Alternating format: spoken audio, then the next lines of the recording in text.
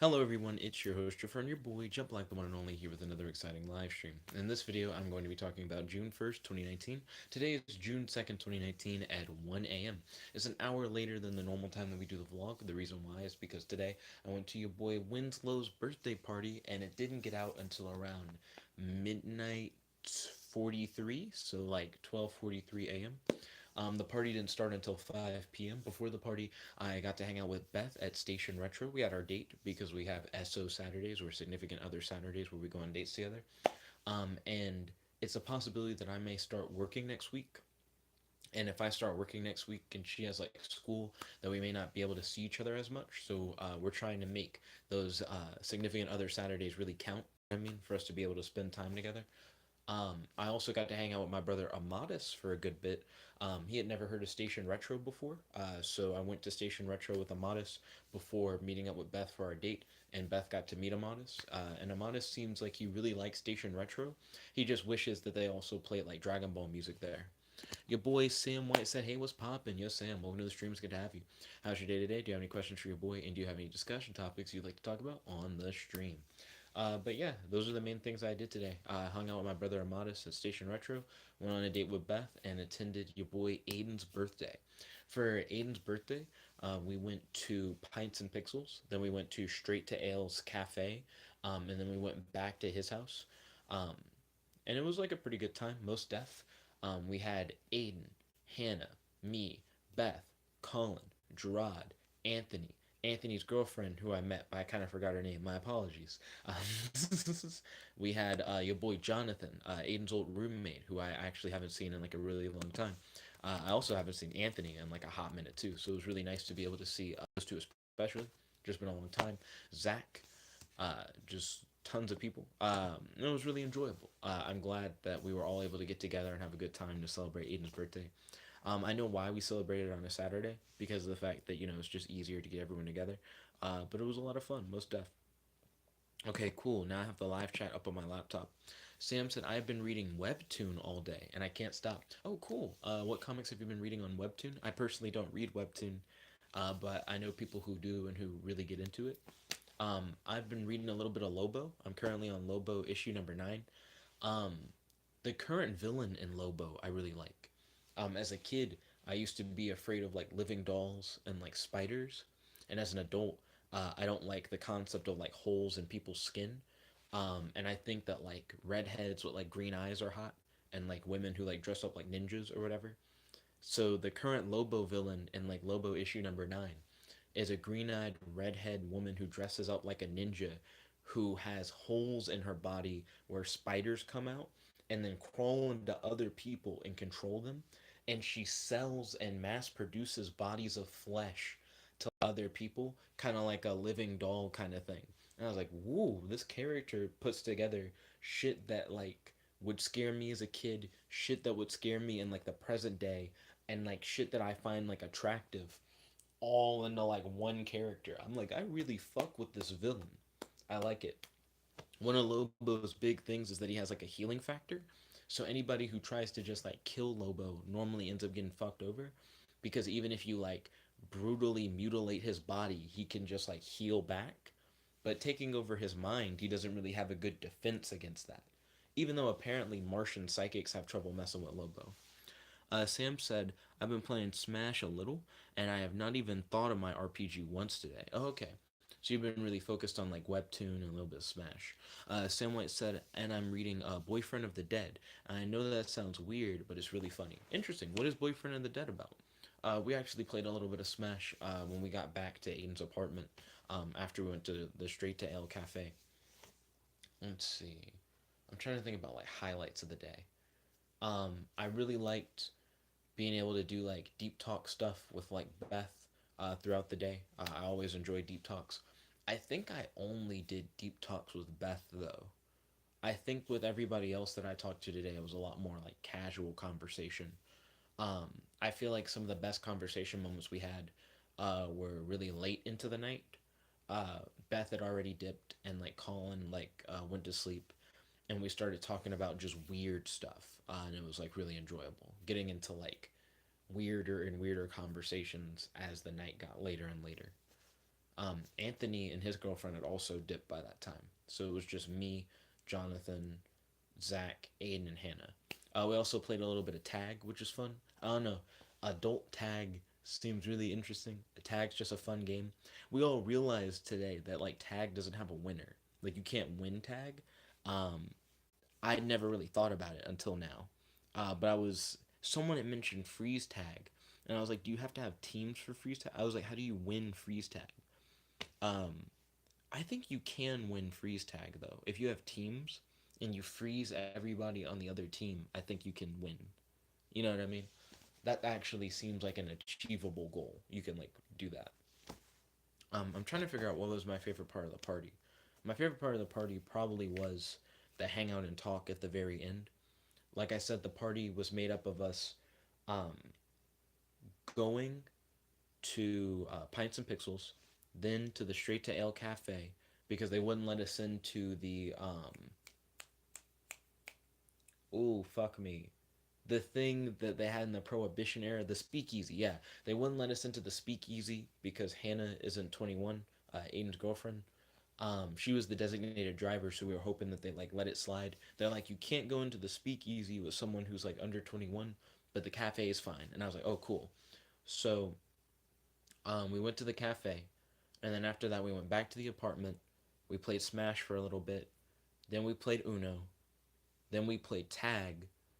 Then it was like casual conversation, chill kind of thing. And I do think the casual conversation, chill thing at the end is what I really like the most about the party. Ryan said hi. He said I've made even more additions to my custom cards. Seems like Ryan's been really feeling the custom cards recently. Ryan, did you see the video that Jaywitz did on like Yu-Gi-Oh and like Season Zero stuff? Specifically, he's talking about the manga, like not the Season Zero anime, but like the events in the manga that are based on like other games, not based on Duel Monsters.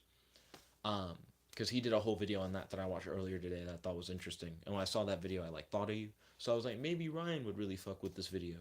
Throughout the video, he shows images from the colorized version of the Japanese manga, and it looked pretty cool. So that may be a video that you want to check out, Ryan. I also watched a Jaywitz video on Pokemon Junior, which apparently is like D&D Pokemon, and they're supposed to make multiple sets, but they only made one, and it's specifically D&D Pokemon for kids, where they adapt episodes of the anime into playable campaigns. And I thought that was really interesting. Sam said, "Well, Boyfriend of the Dead is about a zombie and a girl that become friends, and they decide to start a social media and pose as boyfriend and girlfriend to get likes. But they fall in love for real, and the zombie does not have his memories." Interesting. So they decide to pretend to date on social media to get likes, but then they actually start dating, and he doesn't have his memories because he's a zombie. Couldn't you do that same story with like a guy who has amnesia and he not have to be a zombie? Like, what about him being a zombie makes it like interesting? You know what I mean? He could just be an attractive guy with amnesia, and this girl wants to increase her social media following. So then the attractive dude is like, "Hey, if we like pose like we're dating, we could do like a dating social media thing and get like a whole bunch of hits." And then they do that, and then they actually fall in love. And then he's like, "But I still have like weird memories." You know what I mean? And if it's a thing where it's like, well, because he's a zombie, maybe they don't do certain stuff because they're like afraid that he might transmit the virus. But you could also just do the story by making him an attractive amnesiac with an STD, and it would be like the same kind of thing. I'm like, why is he a zombie specifically? Let's see. Then Ryan said, Pokemon go to the polls? And then Sam said, I told you it was weird. Yeah, it does seem like an interesting concept. Yo, Kels, welcome to the stream. It's good to have you. How's your day today? Do you have any questions for your boy? And do you have any discussion topics you'd like to talk about on the stream? Kel said, hey, sorry I'm late. You're not really that late. I'm late. I started the vlog like an hour later than normal. We're only like 10 minutes in.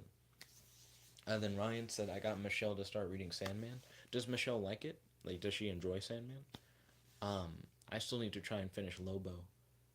Since I'm on issue 9, I have like 5 more issues, I guess. And then he said, and Tangled the animated series. Is Tangled the animated series worth watching, and is it on Netflix? Because I did like Barbie Life in the Dream House. I watched a little bit of the Puss in Boots cartoon that's on Netflix. I'm not really a fan. They had one episode that was really crazy where there was a star in the sky and you could be selected as the only person who could wish on the star, and whatever you wished onto the star would like come true. But the star was shitty at granting wishes, and if you told anybody that like you could grant wishes to the star or whatever, you would lose your power. So someone who had the ability to like get their wishes granted was constantly trying to hide that they had that ability, and they kept trying to get their wishes granted to fix problems, but the star was just shitty at granting wishes. Like it wasn't like a genie thing where it was malicious. It was just like, oh, you said you wanted watermelon. I didn't know you didn't want me to flood the city with melons like water. Like it was kind of dumb. But it's a thing where in order to save everybody, they sacrifice their ability to grant wishes, and all their wishes kind of like stopped existing, kind of thing. I would have just kept the power. I just would have kept, because it seemed like the star always wanted to do the right thing. It just would fuck up. I'd be like, you'll learn. I'll just teach you. I'm gonna keep this power though. I have no reason not to have this power. Um, Sam said, but everyone else is scared of the guy. But she scares him, and she scares zombies, so she can walk through them like nothing. So, couldn't you do the same story, but instead of the guy being a zombie, he could just be ugly? He could be ugly. So instead of it being an attractive guy, it could be a girl and an ugly guy with amnesia. And everybody avoids the ugly guy because they're like, "Oh no, he's ugly." But she's like, "He's not ugly to me cuz I like him for like what's within." But then he's like, "But I have amnesia." And it's like, "Well, from what I know of you, I like vibe with you or whatever." And it could be a thing where the reason why their social media shit's racking up is because they're like, why is she with this ugly guy? I'm still trying to figure out why he has to be a zombie in the story and why he can't just be an ugly amnesiac, because that's also possible. Let's see. Ryan said she is about to surpass me on both of them. So it sounds like she's been reading a lot of Sandman and watching a good bit of Tangled the Animated Series. Ryan said, I'm not sure how much she likes The Sandman, but she had read like 10 issues. I imagine she likes it, or she wouldn't have watched like 10 issues of it. Ryan then said, the Tangled show is worth watching for people who really vibe with Tangled. I think I've only seen parts of Tangled, or maybe all of Tangled once. Maybe all of Tangled once. I've never really been like, ooh, I gotta watch Tangled. I think I've seen parts of Tangled at the dentist before, like out of context. Let's see, Kel said, I would wish that I had the power to grant my own wishes so that I wouldn't have to worry about that fuckboy star. I definitely understand, Kels. Then Sam said, Yo, Jet, Nexus, you dig? I'm not currently in the room with the TV. I wanted a change of pace, so I came into the room where I normally sleep. I normally sleep on the floor. This is like the den. Um, I could do Nexus, but it would be on a tiny ass screen. It'd be like, I guess it wouldn't make much of a difference for you guys, but the way that I would do it would be kind of gross on my computer. Nani said, "Hey, where's Nick?" I just explained that. Good to see you, Nani. Welcome to the stream. It's good to have you. How's your day today? Do you have any questions for your boy? And do you have any discussion topics you like to talk about on the stream? Sam said, "I promise I am butchering the story, but it's the best I can do. You just need to read it." Understood, understood. Then Ryan said, "Jet sees a zombie plot and is like, why can't he just be ugly?" Yeah. If people are afraid of him not because he looks like a dead person, but because, oh no, zombies eat people, then couldn't he just be uh I forgot what it was. I almost said aneurysm. Couldn't he be a amnesiac? That's what I meant to say. Couldn't he just be an amnesiac cannibal? Similar thing. He's like, I eat people, and it's like public knowledge that I eat people. So people are like, oh shit, he's a cannibal. And then she's like, I'm dating a cannibal. And it blows up on social media. And he's like, but I'm an amnesiac. You know, I just feel like he doesn't have to be a zombie. And then Ryan said ugly equals zombie. Where's the thing where it was like the reason why he's a zombie is because people are afraid of him is like a plot point. But another plot point is that the girl isn't afraid of him. So I'm like, if it's a thing where people are afraid of him but the girl isn't, and that's the only reason why he's a zombie, then I'm like, oh, cool. So you just need to make up a reason why people are afraid of him that doesn't have to include being a zombie, and you're just good. He could have some kind of contagious disease, but she's immune to the disease for some reason. So she's like one of the only people who can be around him. It could be a thing where he's ugly. It could be a thing where he's a cannibal, or like maybe he's like a known like murderer or whatever.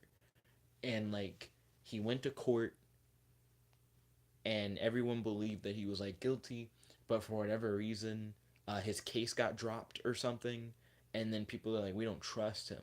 You know, we're pretty sure he killed somebody, and he has amnesia. He's like, maybe it got dropped because he has amnesia. So he's like, I don't really know if I did kill someone or I didn't. And then the reason why it blows up on social media is because it's like she's dating the guy that everybody thinks is a murder, and it's like, well, why is it that she's comfortable with him? It's like, well, she thinks that like he's innocent and she cares for him and like shit like that. You know, I just don't understand why he's a zombie. I don't think you have to be a zombie. Then Sam said, well, he's super strong and he can talk to zombies and humans. He just makes it work. He can talk to. So there are more zombies? And zombies speak different languages? What the fuck? Because I was like super strong. He could just lift weights. He could just be strong. He could just be like a bodybuilder or some shit. So he's super strong, and zombies speak their own language. What do the other zombies do for the plot? Like, what do you like? How are what are zombies like in this world? And then Kel said, but zombies are way hotter. And then Ryan said, warm bodies. That was indeed a movie. I saw that. And then Sam White said, no, he's not a zombie because they're scared it's the zombie apocalypse. And I love warm bodies. Wait, so the guy isn't a zombie? Then Ryan said, he could be Jet. He could be what?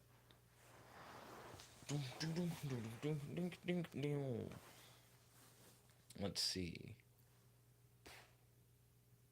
Today was good. Winslow's birthday. Oh, Dozer will be hanging out with Gerard and Colin and I tomorrow. Excuse me. I don't know what time I'm supposed to be hanging out with Colin. I also don't know at what time Dozer's supposed to come by to Colin's. Colin was just like, after church, I could pick up you and Gerard, and then Dozer could like swing by to like Colin's. But Colin didn't say what time after church. I don't know when I'm supposed to wake up in the morning. I don't know what Colin expects necessarily. He just said after church, and that's really vague. I have no idea when I'm supposed to be prepared for this hangout. Let's see. Sam said, aw, this is something I wish I was just there in the room to explain to him. Understandable, no worries. Ryan said, just send him the link. Oh, to like the webtoon comic? Then Nani said, are you good? Yeah, I'm good. I'm just like lying down. Then Kel said, Sam, just call him up on Amino. Oh, you could post the link on Amino. That could just work. And then Sam said, maybe later. Okay, ballin'. You can leave that link on Amino. On Amino. Be like, this is the thing I'm talking about. I could check it out. See what all the fuss is about. Let's see. Colin and Gerard saw Godzilla King of Monsters. I guess while I was on my date with Beth. They said that they really liked it. Um, I think Gerard said the movie is 70% like human characters, 30% monsters, but he said the third act is like hella monsters. So he's like for that like final third of the movie, it's a lot of monsters. But for 70%, like the majority of the movie, it's following like the human characters. I don't really care about that. Because Gerard asked me, like, are you like into like Godzilla types things? And I'm like, I'm into like Ultraman type shit. So if it was a thing where it's like there are all these monsters around the world and we don't know what to do, and there was like a normal nigga who was like, I can turn into a giant nigga and I can just like punch Godzilla in the face, I'd be like, ooh, I'll go see that. That's pretty good. Because there's just like a actual like superhero character. I think the fact that all the monsters are just kind of beast and they're just kind of going at it and people are just there. I don't really care about the people characters that much. They seem very inconsequential to the monsters. You know what I mean? Let's see. Then Sam said, "Be right back." Okay, see you when you get back, Sam. Ryan said, "So 7 out of 10, Black Panther." I did give Black Panther a 7 out of 10. I haven't seen Godzilla King of the Monsters. I can't really review it. I have no idea. That's my thing. I just don't know. I still need to talk to Gerard about the $4 he supposedly owes me. I never think about it when I'm around Gerard. I'm just now remembering as I'm talking to you guys. So I gotta hit him up. Gotta hit him up eventually. Beth really wanted to see what like drunk Aiden is like. Aiden didn't really get drunk, so it didn't matter. I always like to take leftover food from parties. So I have like a tray of like chocolate cupcakes in the fridge. They're not the homemade cupcakes that Hannah made. They're like store bought cupcakes. And I have like one of those grab bags that's like full of like individually wrapped like chips or whatever. Um, but Aiden took out all the Doritos, so it has like those barbecue Fritos. No, it's not barbecue. Chili. It's like chili cheese Fritos, barbecue Lays, sour cream and onion Lays, and Cheetos or whatever. Is like all this in like the grab bag. I don't really fuck with barbecue chips, and I'm not a big Cheetos guy. So I'll probably eat more of like the sour cream and onion chips and oh, and of course the Fritos. I do fuck with chili cheese Fritos. I think those are pretty good. Kel said I used to watch Ultraman when I was a kid, and it was so cool because it was basically Power Rangers, but only the Megazord part, like only when shit gets real. I understand that. I've watched a little bit of Ultraman, and I think it's like it's not bad, but it's not like the best thing in the world. I really like Superhuman Samurai Cyber Squad. Feel free to look that up. They now have like an anime version of it that's called SS. Hold up, Superhuman Samurai Cyber Squad. They have SSSS Gridman or whatever. I still need to finish that anime. I remember really liking it. I just never like saw it to the end. Um, but Superhuman Samurai Cyber Squad was really good. They straight up took a tokusatsu show, which is the genre that like Godzilla and like Power Rangers and shit like that is in. It's just Japanese for special effects. They took the tokusatsu show, Gridman, and then they made it into a Power Ranger style show where they essentially have a sitcom with like American kids, and then the one of the kids is able to turn into like a giant inside of the computer network, so he's like in the internet or whatever, and he fights computer viruses that are personified as like giant monsters, and his friends can turn into battle vehicles that can then attach to him and like make him stronger or whatever, which was kind of cool. Because it's similar to what Kells was saying, where it's like the whole thing is the Megazord part, but then they like go beyond because it's not only that it starts with giant monsters fighting, but then the giant monster fuses with other shit similar to the Megazord thing, and then he gets like really real and he like beats that ass. I thought that was cool. Then Ryan said Jet needs his $4. I do need those $4. Then Ryan said Aiden pulling those dirty toes. Pulling dirty toes. Oh, pulling the Doritos. I see what you did there. Sam said, "Hey Jet, tell Winslow he can join the RPG if he wants." Oh, ballin'. I'm gonna have to tell him soon. Then Kel said, "I spoiled myself on Gridman, so I can't watch it." Oh, how did you spoil yourself on Gridman? Please don't spoil me. Greatly appreciate it. Then Ryan put like a frowny face. Did you like watch a YouTube video about Gridman and it like spoil it for you? Also, there's a lot of controversy right now. Tom King is currently writing like Batman, you know, the titular comic book character, and they're saying that his run is gonna like end at issue 85, and a lot of people think it's happening because the current run of the Incredible Hulk beat Batman in sales. People are buying more Hulk than Batman, which is crazy because Batman is a significantly more popular character than the Hulk.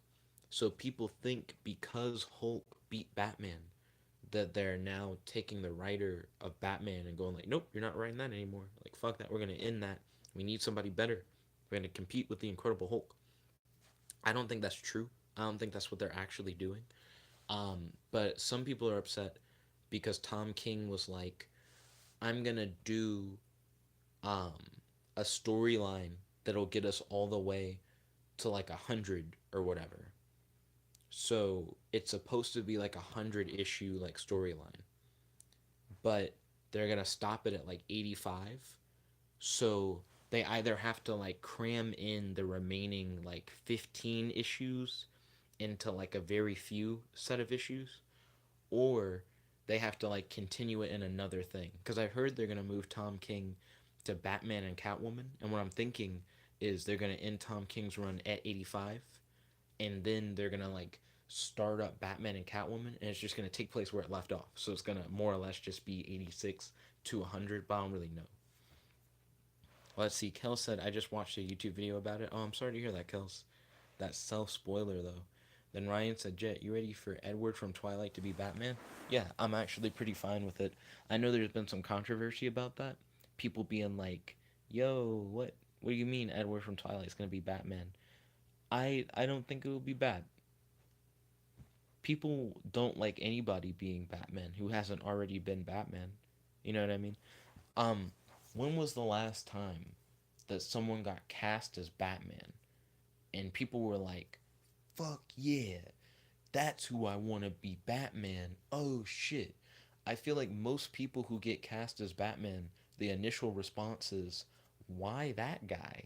And then you see it, and then you're like, that wasn't too bad. George Clooney, I thought was weird. That I don't feel like that necessarily turned out well. Not a lot of people fuck with Val Kilmer. He's probably like my favorite, like Bruce Wayne. Um, Christian Bale probably is like my favorite Batman as Batman. I feel like Ben Affleck isn't bad. I think they do weird creative choices with him, like how he like kills people, and also, excuse me, the way he moves and stealth I think is odd, and the fact that he doesn't kill the Joker and Harley Quinn, that also is weird. Sam said, Jet, by the way, I'm going to sit down anyone who wants to join on the 30th and explain everything, and we'll make characters during slash after. Interesting. Ooh, I do have an announcement to make. Oh, I didn't mean to hit the fuck out of the camera. So Ryan said bat nipples. So on June 23rd, I believe, the plan is for me to go to Magic City Con with Beth and her dad. It's gonna be like the first big convention that I've like ever gone to with Beth since me and Beth have been dating. Um, Her dad is gonna like drive us down to like Birmingham. We're gonna go to this con, and I just don't know how it's gonna actually go, because me and Beth have never gone to a con together before.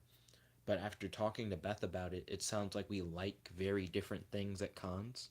She's like, I like going to panels, and I like talking to like special guests and like getting things signed and stuff like that. Which to me, that sounds like she really likes waiting in lines and paying money for like an event that you already have to pay to like register for. You know what I mean?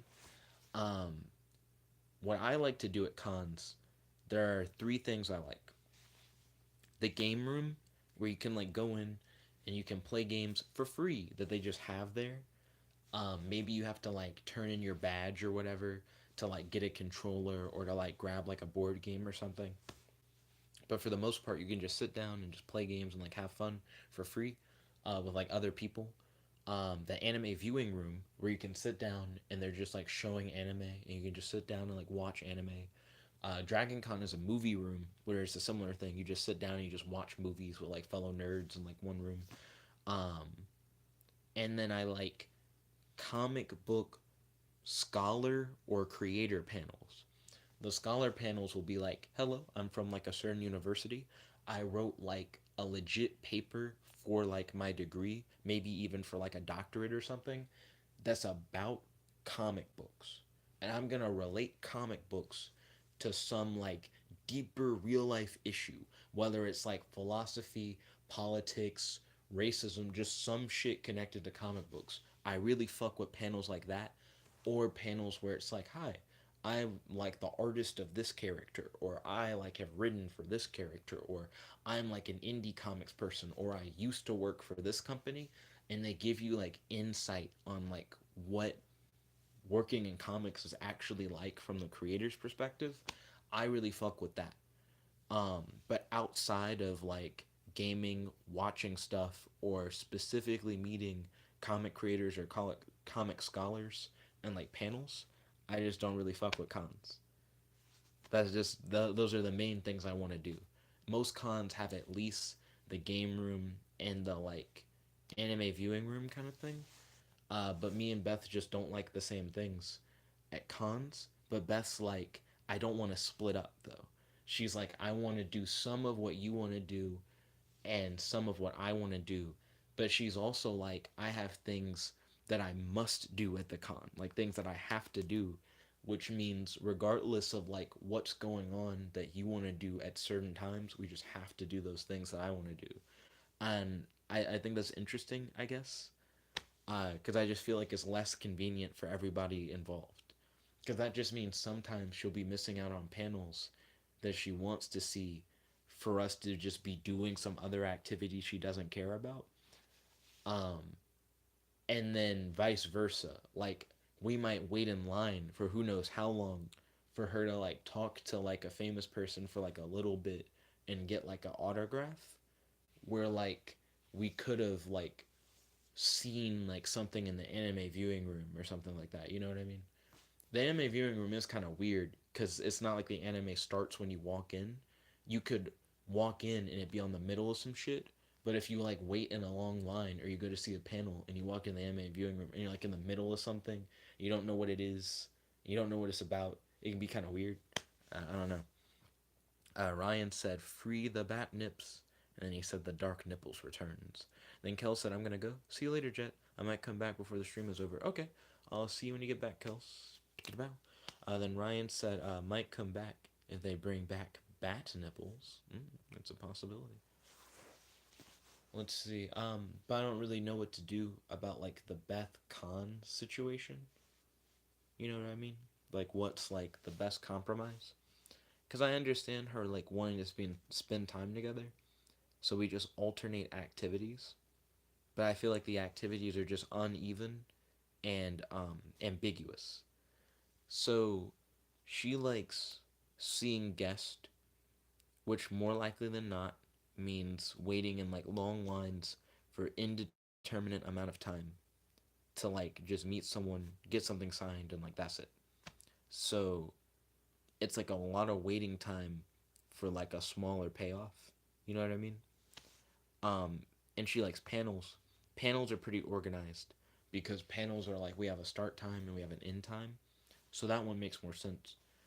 The game room and like the anime viewing room are not things that are as organized. So because it's you come in and you watch what's currently on, you could technically say we stay until whatever's currently on goes off. But then if you like come in late, then maybe you only watch like half of something or even like a quarter or less of something. You know what I mean? Unless you're like, we stay until we see one full thing, but then they could be showing a movie rather than just like an episode. You know what I mean? So it's very varied there. And then the game room has no like set setup. Do you like stay until you finish playing one game? Do you stay until like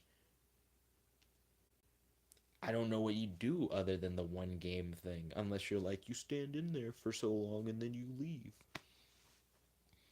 Let's see. Then Ryan said the Beth Kahn situation in the eugenics wars of the 1990s. You spelled Khan. Actually, at first I thought you were doing like a Star Trek thing, and then I'm like, no, I don't know. I now don't know how the Star Trek Khan is spelled or not. If it's like Khan or Khaun. I'm not entirely sure. Speaking of like spelling, a girl in Huntsville uh, tied for first in that like big spelling bee thing they had, where you win like hella prizes. And Beth was kind of hype. One of Beth's like happiest moments is she won like a big spelling bee when she was younger. She got like third place. I'm not saying that's not a win, but I just realized when I said one, it kind of implies like first place. Um, but that's like one of her happiest moments, and she was really glad that like another local girl like got one of these spelling bees. She was like really impressed. And then Ryan said, "Yeah, it's a Star Trek thing." Okay, cool, cool. Wasn't sure, making sure. Um, Ryan, how's your day today? Like, what all did you do today? I know that Sam, what he did today, he like read like some webtoon, especially that comic about Boyfriend from the Dead or Boyfriend of the Dead. I can't remember exactly what the like name breakdown is. Um, he played like a little bit of Smash. Um, he said he did webtoon Smash. He said he didn't really focus on the RPG. I feel like he did something else, but I can't remember if he did something else. I don't know what Kells did today. I remember Kells popped in for a little bit. He like reacted to a few things, but I don't know what's currently going on with Kells. Nani said, "Yo way to beautiful girls." Nani, what have you been up to today? Like, what have you been up to? You doing well? Let's see. Then Ryan said she got top 16 in the B. And then Ryan said, I made some dueling book cards. Move some hoses. Yeah, you mentioned that you made hella dueling book cards. You said that as soon as you came in. I'm sorry. Mind blank. Moved some hoses. Had pizza. What kind of pizza did you have? Nani said, I'm doing good. That's good to hear, Nani. Um, During the next PlayStation sale, um, if I can find like a good deal on a game, what is a game that I should buy? I bought Portal Knights. I still don't know if I actually am gonna like Portal Knights or not. I think it's too close to Minecraft. What I really want is a Lego Worlds 2. I don't think if they're ever gonna make a Lego Worlds 2 though. I'd really like that. But I want something on par with like Lego Worlds, um, or potentially on par with Killer Instinct. Killer Instinct is like one of my favorite fighting games I've ever played. Let's see.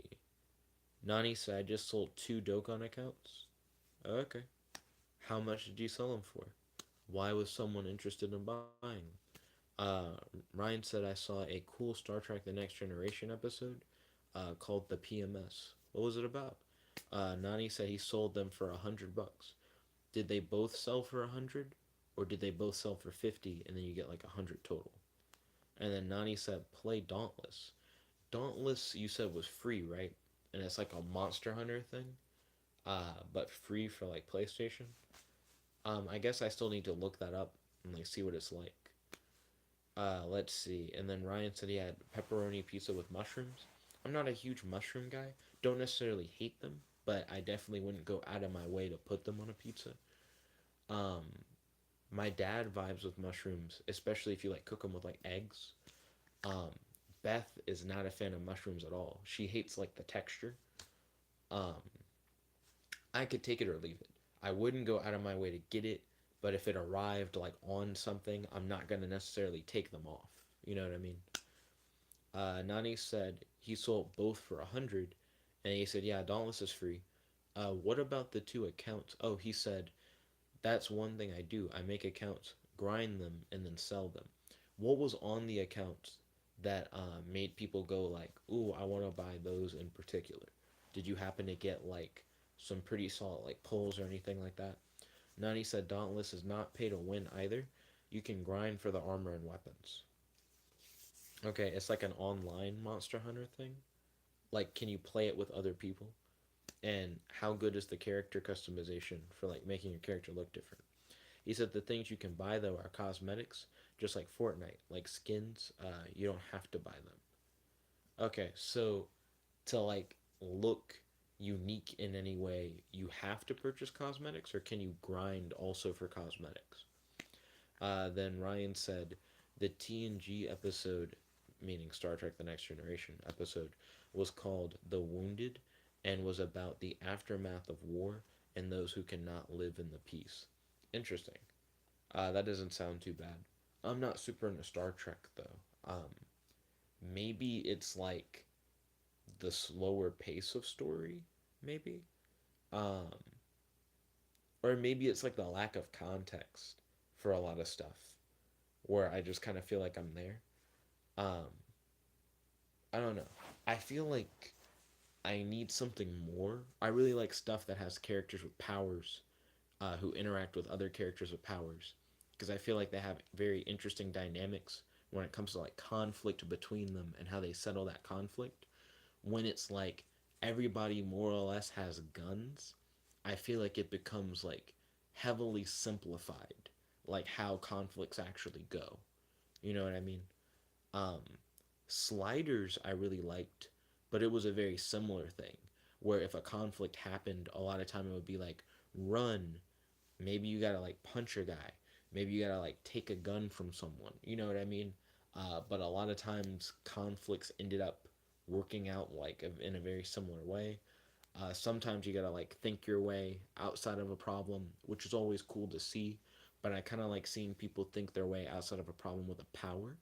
I think with a lot of superpowers, you can think of a lot of obvious problems for someone to solve with a specific power. But the crazier the problem, the harder it is for you to just use one power to get out of it.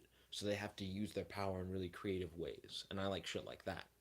I find that more interesting than just I have like a phaser and my role's like the engineer. So I guess I'm gonna shoot the aliens who are running into the boiler room, and then maybe I can like cause like the boiler to like overheat and take an escape pod, and then it like blows up and it like kills all the aliens, and I make it back to the Enterprise safe or whatever. You know, like I don't really care about that much. You know what I mean?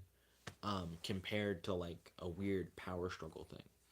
Nani said there are 5 LRs on both and good UR units. Okay. Is that like what you normally grind up to? Whenever you like grind Dokkan and sell an account, are you like, I always try to get 5 LRs and then get like some good UR units? And how many good UR units do you have like on both? And then Nani said you can grind for them too, and the character customization doesn't matter because you can put a helmet on like your character. I don't think that makes it not matter. What are the variety of helmets? You know what I mean? Um, I like being able to like take a character and kind of like make them my own. Um, and when I talk about character customization, I don't just mean in the face. I mean like the outfit as a whole. Like, can I like change like different components of the outfit, and can I grind for those components without necessarily having to like put up my own money? How long does it take for me to grind for my components? Is it a thing where early on in the game everybody just looks the same? Because I'm not a fan of that either. You know what I mean? Excuse me. Is it like a Monster Hunter MMO kind of thing? Or is it like a weird battle royale where you also fight monsters and shit? Like, what kind of game is it? Ryan said Star Trek, especially the next generation, isn't about punching and shooting aliens. That's understandable. I believe you, correct me if I'm wrong, because I haven't seen a lot of next generation. Are a lot of the problems a lot of times like, it's weird to say philosophical, but are a lot of them more like conflicts that need to be talked out or discussed amongst characters. Like it's not necessarily that it's like shoot shoot bang bang, but more like this is like a serious issue and people need to come to agreement, so we need to like debate and discuss, because that also can be interesting, not going to lie. Um but I guess I kind of need to be sold on it for me to like really get into it for that kind of thing. Let's see. Nani said you can grind for like the armor and stuff, and it's not hard. You just have to kill monsters, and it's not a battle royale. Okay, so is it like an MMO kind of thing? Ryan said, for instance, the Wounded features another Starfleet captain who has gone rogue, and they have to track him down and stop him before he starts a war. How do they plan to stop him? Like, do they plan to like use like lethal force? Do they plan to like stun and detain him? Are they trying to like talk something out with him? Let's see. Nani said you do look the same as others, but you can change it up by putting different armor on them. And he said, "What's an MMO? An MMO is a massively multiplayer online game. A lot of people say MMORPG, massively multiplayer online role playing game. Um, is it a game where when you play it, there are a whole bunch of other people online that you can run into and interact with?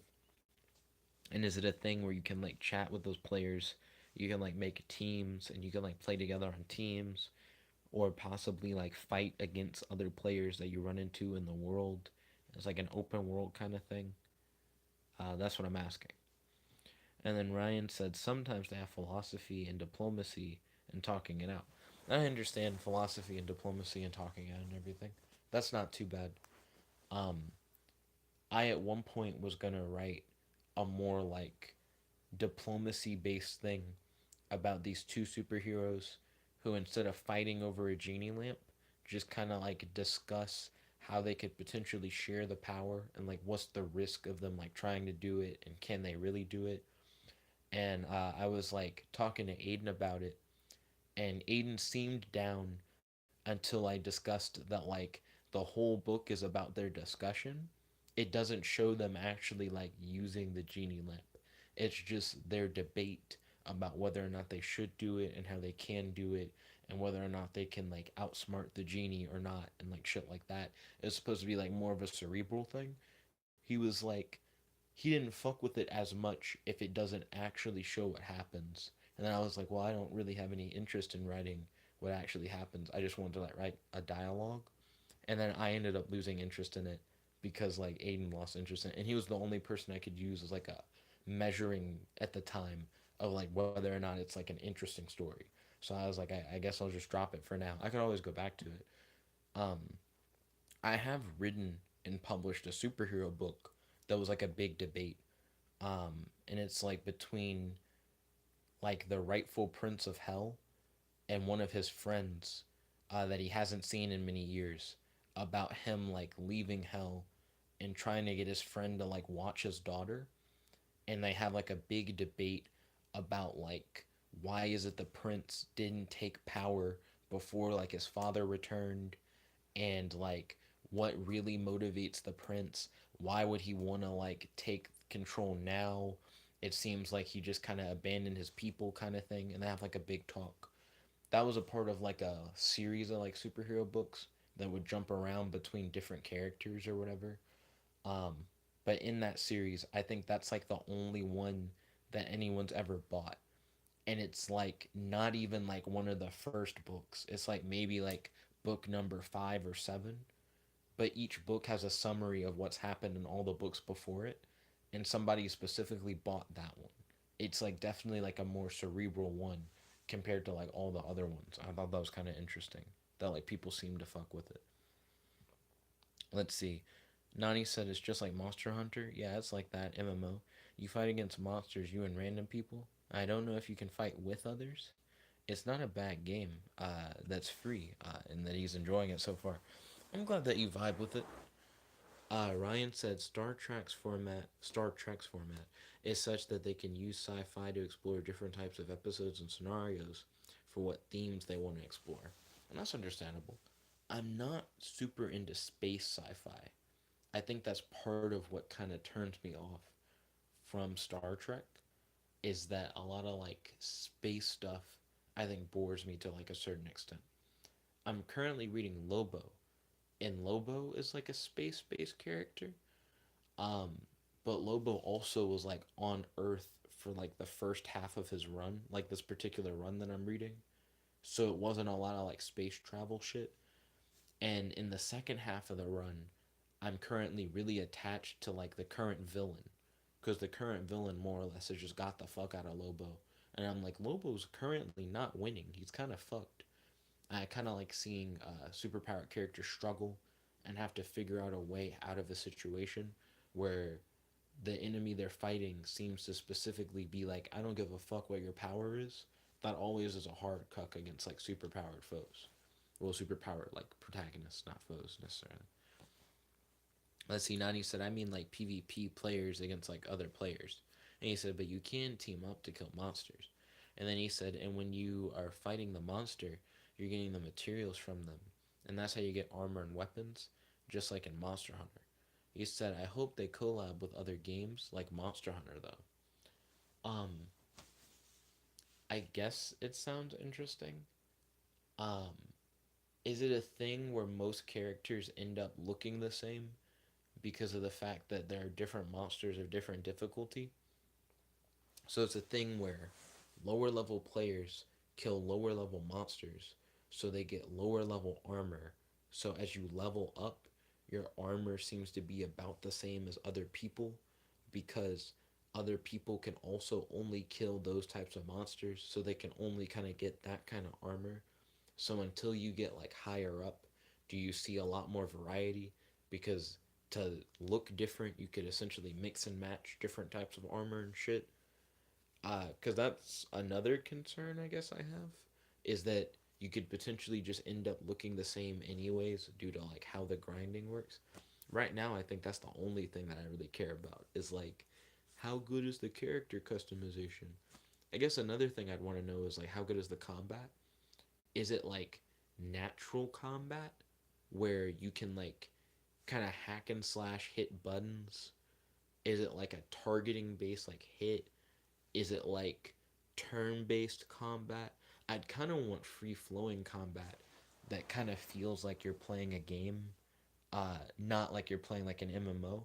A lot of MMOs are like cooldown meters, and like you hit an ability and you gotta wait for the ability to recharge, and there's like an animation of them like hitting, and then it's like, oh, my other ability just charged up, so you hit that and they start doing this animation and shit.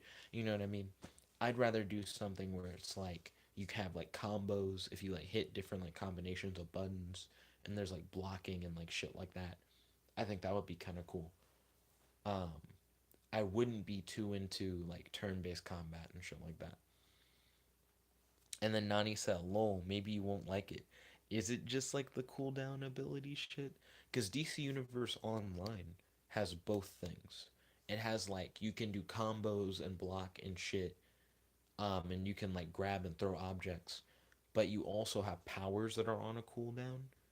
So even though you have like cooldown abilities, you can always just like combo on a nigga, you know what I mean? And like stun them and throw them and do shit like that. And then Nani said, yeah, it's kind of like that. Um, what are like basic things you can do? Not the cooldown shit, but just if you're like, I'm just trying to like hit someone.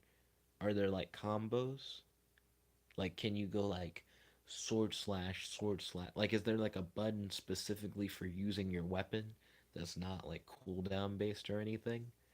And is there like a weapon, not a, excuse me, not a weapon, but like a button for like using your shield or blocking and shit like that? Because I'd really like it to have like a combo system or something like of that nature. I think that would be better. Well, better is weird. I don't know what the current system's like, so I don't know what I'm comparing it to.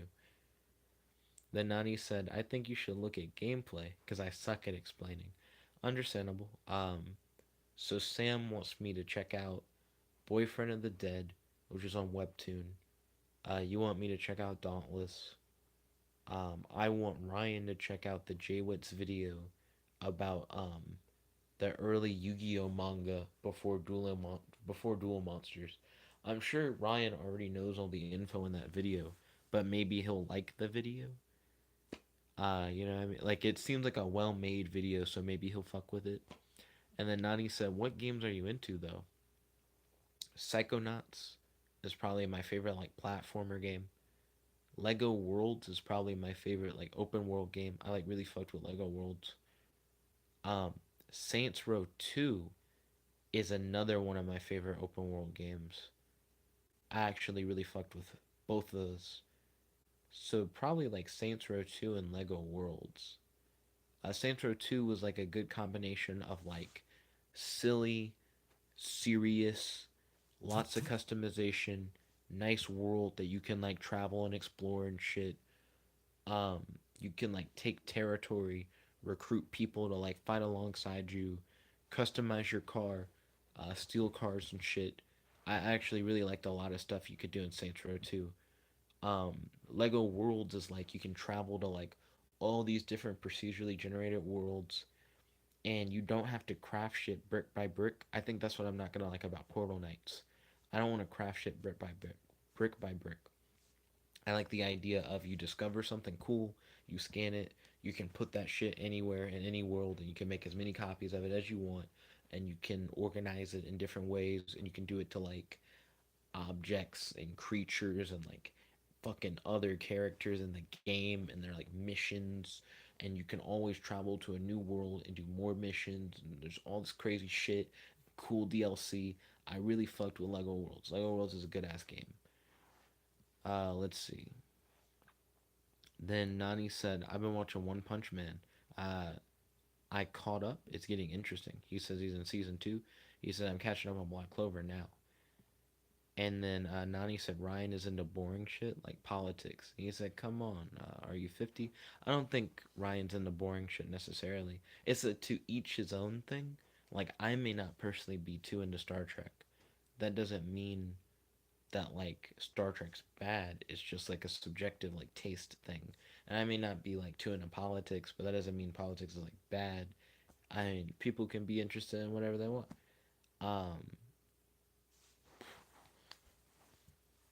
let's see. I think I had a really interesting interaction with Colin today. Like another like weird Colin interaction.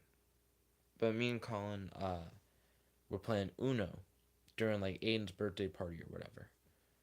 And while we were playing Uno, Colin randomly brings up like, "Hey, Jet at like the group trivia thing got an answer about like the Disney movie Moana wrong, where it's like Maui can float or whatever. Well, no, Maui can't float or whatever." And he's like, "Yeah, like Jet got that wrong." So Colin brings that up.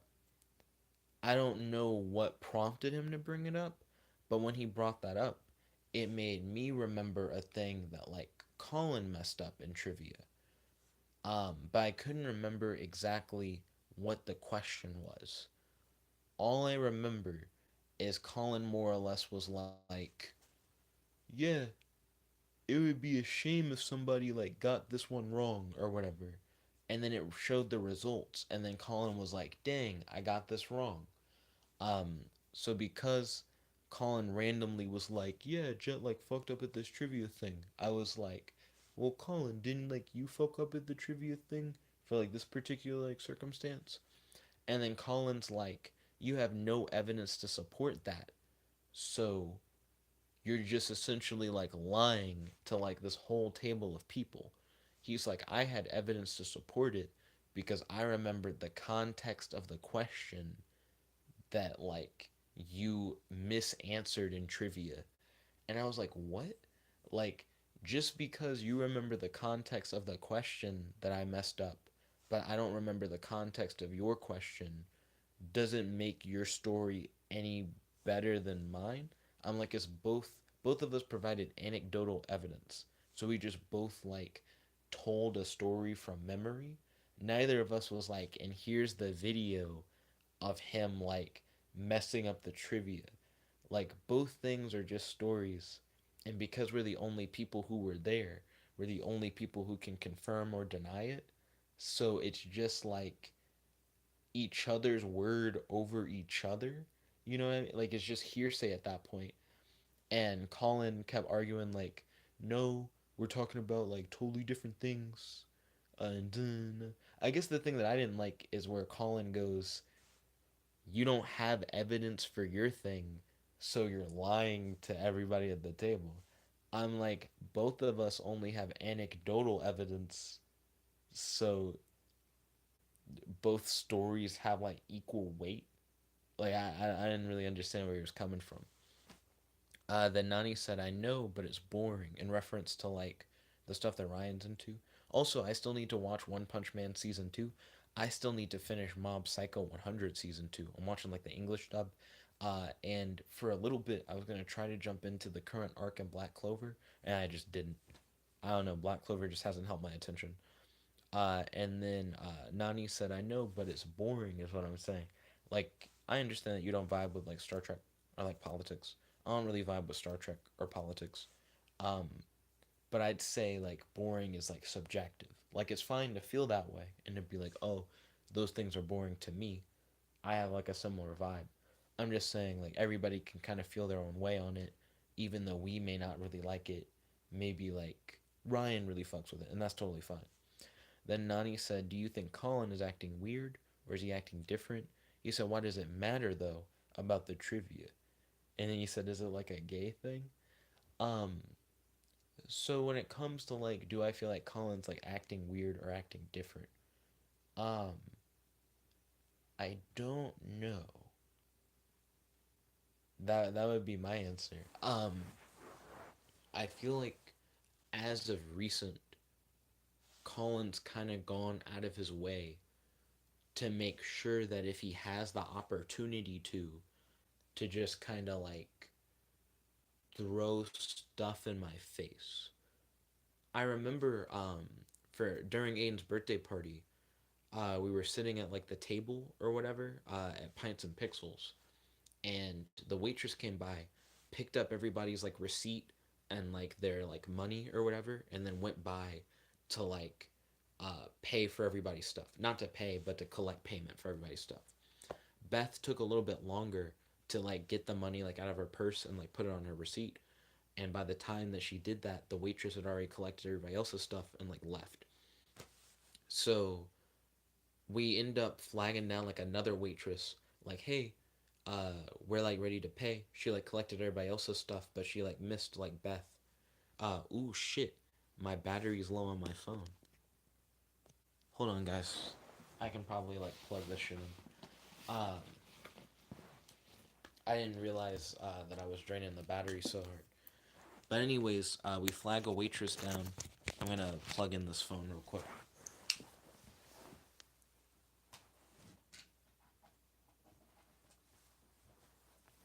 There we go. And now should be charging, so it should be good. We flag a waitress down, and she's like, "I'm gonna get your other waitress," and the other waitress can like pay, like not pay, but like collect the money that like Beth put out for like her thing. So we're waiting for our waitress to come back and collect Beth's money or whatever. And Colin goes, "Why are we still here? Like everybody's paid. Like can we like dip now?" And then I was like, well, it wasn't just me. It was like me and like other people were like, Beth like got her money out, but she like didn't get like Beth's money or whatever. So we're gonna like make sure that like Beth pays or whatever. And then Colin yells because he's like on the other side of the table. Colin yells like, "Go up to the front and like pay in the front or whatever." And then my reaction to what like Colin said was, uh, "We're not just sitting here. We like talk to a waitress, and she's gonna get our other waitress, and she's gonna like collect the money." And then Colin's like, you don't understand what I'm getting at. I'm yelling because I'm at the other side of the table. And I was just really confused. It just felt like Colin didn't hear what I said, but it seems like he assumed that I got upset that he was yelling. And I'm like, no, I'm just trying to say we're handling the situation. It was just weird. It was a weird interaction. Let's see. Ryan then said, not interested in politics. Do you feel like getting drafted into a war? And then Nani said, wow, Colin is a D. Well, why refer to Colin as a D? Um, I did legitimately mess up earlier in Uno. We were playing Uno, and I don't know why, but my family doesn't do the thing where if you play like a draw two card, that the other person draws two and then skips their turn. It's always you draw two and then you play. Um, but apparently the rule is you draw two and then your turn skipped. Excuse me. But I didn't know that. So in Uno, the version that we play at like Aiden's, they have a card where you can not only like set the new color, but you can set a house rule. And the house rule I set is you like play the draw cards like you're supposed to, where instead of doing the turn skip thing, you just draw so many cards and then you just play. And then Colin was like, "Fuck you, Nicholas Benson Jet Black or whatever," and they like pulled out the rule book, and they were right. It actually is the rule that when you draw the cards, you like skip the turn. I just wasn't aware. Um, but Colin was like very hype and very ready for like the full fuck you. Like he was like, I got the fuck you like in the tank, because he says it before they pull out the rules. And then they pull out the rules and they read it, and then he says it again. And I was like, oh, okay. Like he just like wanted to say it. Let's see. And then Nani said, you don't read what I said before. Oh. Oh, I'm sorry. I missed what you said. My apologies. Nani said to me he kinda is. Like last time he was like, don't be too loud. Rada rada rada.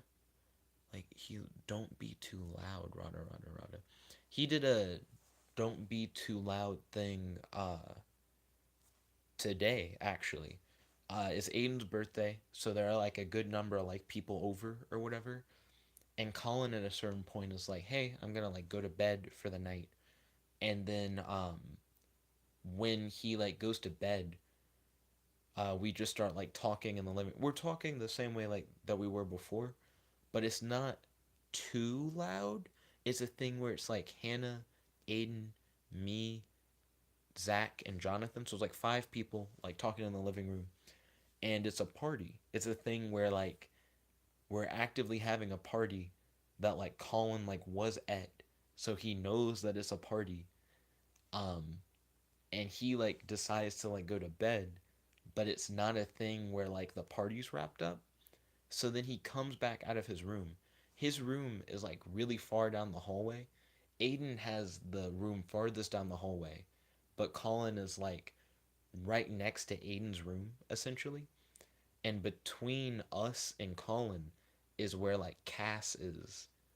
Cass, who's closer to us, doesn't come out and say we're too loud.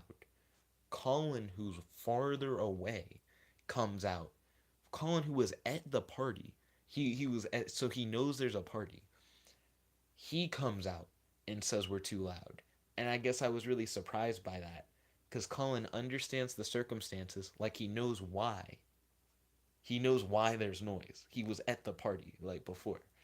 And Colin, who's farther away, was like, "I'm being inconvenienced. Like keep it down," kind of thing. And then Aiden's reaction was like, the party's like still going on. And it's not a thing where like Colin like has work the next day. He does have church, which I understand. Beth had similar concerns. She had to dip earlier than like most, because she's like, I have like a volunteer thing at church the next morning, which I understand that. I guess I was more surprised by Colin, because Colin, if he had this concern, I feel like when he went to bed, he could have been like, "Hey, can we like wrap up the party thing? Because I like gotta go to sleep." He just kind of excused himself and was like, "Hey, I'm gonna go to bed." He wasn't like, "We need to end the party," more or less. Let's see. Ryan said Uno is a great game. He said we have that button card spitting version. And then he said Uno Attack. And he said, yeah, that's how the draw cards work. Yeah, I didn't know that that's how the draw card worked. You know what I mean? Then Ryan said in before floor plan description. Yeah, I did describe like how their apartment works. Then Nani said, "Wow, he doesn't have work and he says that." And he said, "Why is he so strict?" And he said, "How is that not being a D?" I mean, I just think it's interesting. I understand where Colin's coming from when he's like, "Hey, can you guys like keep it down? Like I'm asleep."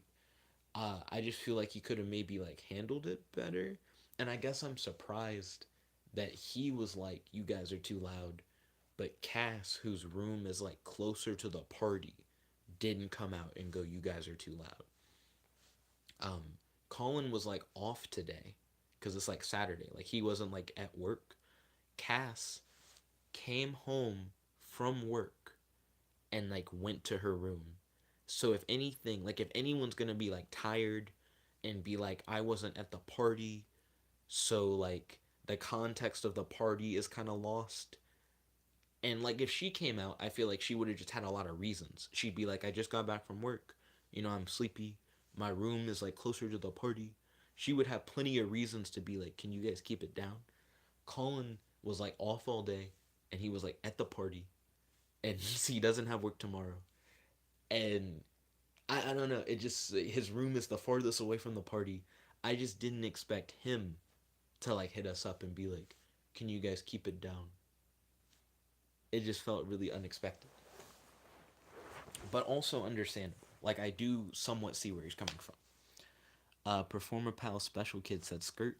Yo, Performer Pal, welcome to the stream. It's good to have you. How's your day today? Do you have any questions for your boy? And do you have any discussion topics you'd like to talk about on the stream? Then Nani said maybe he wants a girlfriend. I guess my question to you, Nani, is why do you feel like that has like anything to do with like any of this, like any of the other stuff?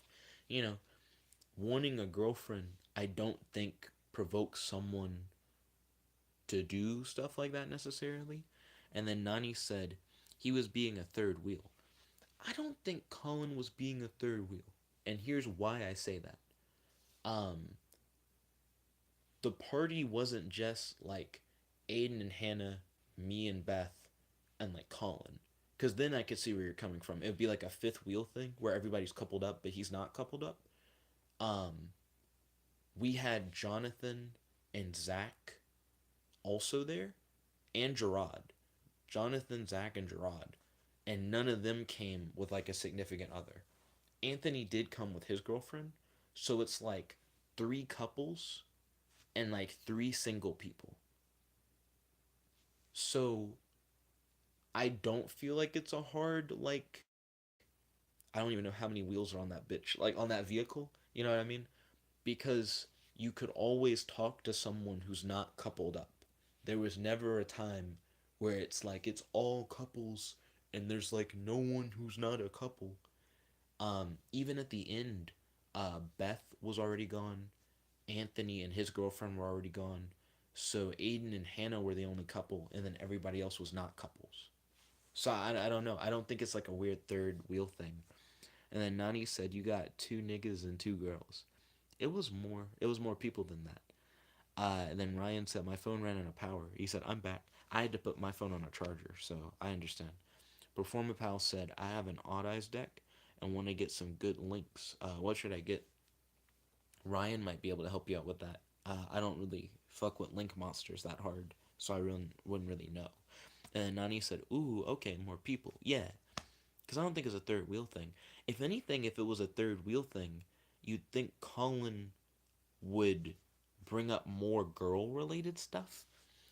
The only thing that was girl related that Colin brought up, um, we couldn't get into the speakeasy at Straight to Ale because Hannah, Aiden's girlfriend, isn't 21 yet. She'll be 21 like soon. And Colin during Uno was like, "You're not to blame. The reason why we couldn't get into the speakeasy is because, excuse me, Jet's girlfriend isn't 21." And I'm like, "My girlfriend is 21." Um, and then I'm like, "She had a drink at Pints and Pixels, remember?" And then Colin was like, do you think I was like looking at your girlfriend the whole time? He has like a really like defensive response to it. He's like, do you think I was looking at your girlfriend the whole time? I didn't even talk to your girlfriend. Yeah, it was like a weird like, like I'm not your girlfriend's keeper. Like I don't know, because I feel like Colin put himself in that situation by claiming that like she wasn't 21. He was like, I know about Jit's girlfriend. And I'm like, no. Remember a event you were at? And then he's like, I don't know about Jit's girlfriend. I don't know why would you think, and it was weird. I just don't understand that interaction. Performance Pal said, yo, what is your favorite archetype? Favorite archetype? For like the sake of nostalgia, I had the Hunder family. Like I had like Ma Hunder, Pa Hunder, Sis Hunder. I learned about Bro Hunder later. I didn't know that he was like a part of it. But that's like one of the first archetypes that I like really fucked with. Um, so I'd say probably the Hunder family. The first deck I had when I started playing like tournament Yu-Gi-Oh was like Six Samurai or whatever. But I never like fell in love with Six Samurai. Um, and I never was like, ooh, like I really fuck with Six Sams or anything. So probably Hunter family for nostalgia. But the deck that I ended up playing a lot with my friends was Felgrand. Like Felgrand isn't necessarily an archetype, but I really fucked with like the Felgrand setup of cards for a while. That was the only real dragon thing I guess I really fucked with, other than Chaos Max. For a while, I really fucked with like the Chaos Max ritual deck. And Metal Foes I used to think were really cool. But probably Hunter family if we're going strictly nostalgia. Let's see. Nani said, then he is just wired. I think he meant to say weird. Ryan said for a pendulum deck, heavy metal foes Electromite is the best link monster. I've heard that. I have definitely heard that before. Then Performapal said, thanks, Jet. That's really confusing because Ryan like uses my name. Then Ryan said, Colin seems more prone to defensive outburst. True, because I feel like the yeah, actually, because well, kinda, because sometimes Colin just brings up shit seemingly unprovoked, like the trivia thing that he brought up during Uno. I don't know what like made him want to say that. He just kind of did. But I will say the pints and pixels thing where he yelled out like um fuck when he yelled like you should go up to the front and and I said that like we already talked to a waitress about it and then he said you don't understand I'm yelling cuz I'm across the table like he assumed that I had like said something about him yelling and then he like tried to defend himself but no one said anything about him yelling and then him taking the defensive stance when I was like, but she had a drink, remember? He did do like a defensive outburst. I'd say it's not totally defensive though. I feel like a lot of times he'll just say some shit and then you'll hit him up with something like to be like, wait, but that doesn't make sense. And then he'll be like, done. As a matter of fact, there was another weird thing that happened at the Straight to L Cafe with Colin, where I was talking to Colin. No, it was like me, Colin, and Gerard were all talking about something. And Colin said, I don't argue with Jet because more or less he was like it doesn't go anywhere. I can't remember the specific wording. Like I can't like directly quote Colin. But then Gerard's like, well, I feel like Jet really listens to like what we say and that he like processes it. And he talked about how like I voiced some grievances to Gerard before and how like we can have legitimate conversations and talk about stuff and like debate like a point and actually like communicate. And then I like retorted to like Colin. I feel like Colin a lot of times just doesn't want to talk about stuff like further, but I'm always like willing to like talk to people about stuff. So I took the stance of you may not like talking to me about stuff, but I'm perfectly fine talking to people about stuff. And then Colin was like, I didn't hear what Jet just said, but that doesn't matter because like it's like an irrelevant kind of thing. I thought that was really weird. Um, I don't remember what provoked Colin to say the first thing to then lead into all the other things. But it just felt like a weird dynamic. But I do feel like a lot of times me and Colin will get into a discussion, we'll disagree about something, and then I'll provide like my case, and then Colin will just be like, fuck your case, I don't want to talk about it. And then that'll be like all it goes to. So you can't have a real discussion. Um, Especially if it's something where Colin goes, your opinion is objectively wrong, you just can't go anywhere with that. There's no way that you can like build off of that because then you'll go, that statement doesn't make any sense because objective definitionally can't apply to like an opinion. Like to say like objectively wrong opinion. It's like, well, what does that like really mean? It doesn't really mean anything. And then Colin just ignores your point. Colin is very prone to be like, you don't understand. But that's like his whole argument. He's like, you don't understand what you're talking about. Here's my thing that doesn't make sense. And then you'll explain why it doesn't make sense. And he'll just go, you don't understand. So it's kind of weird. Let's see. Nani said, true, Ryan. It's like Ryan versus Colin all over again. And then Ryan said, Ryan versus Colin isn't a thing, though. And he said, I've never met him. I mentioned Ryan earlier today, and then Colin was like, you mean the pseudo intellectual? And I'm like, I don't consider him the pseudo intellectual. But I do think it's interesting. Colin has claimed that he's talked to Ryan before and that they had like a weird discussion. But Ryan's like, I've never met Colin. Performapal said, that's cool. And then Nani said, I mean, in the chat, Ryan versus Colin. That did happen in the chat, like in like a live chat thing. Performapal said, what's the difference between acne and a pedo? Acne and a pedophile? What? I'm actually curious. Nani said, a Yu-Gi-Oh player. The difference between acne and a pedophile is a Yu-Gi-Oh player. Then Ryan said, Konami hygiene rules. Then Performapal said, acne waits till you're 12 before it comes on your face. Then Ryan said, Colin doesn't argue with Jet because he can't just declare victory and end the convo.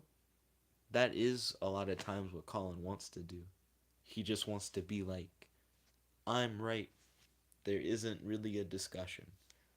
Um, but I can't say that's a universal thing. Like, I feel like if I was to say that, Colin would be like, remember this time I had an understanding response? And then he'd be like, you can't say I do that because I didn't do it this one time. And I'd be like, but that's like not what you do the majority of the time. And then I feel like he just wouldn't agree. He'd be like, that's not true because in those other cases you didn't understand. And I'd be like, what? Yeah, so it's just kind of weird.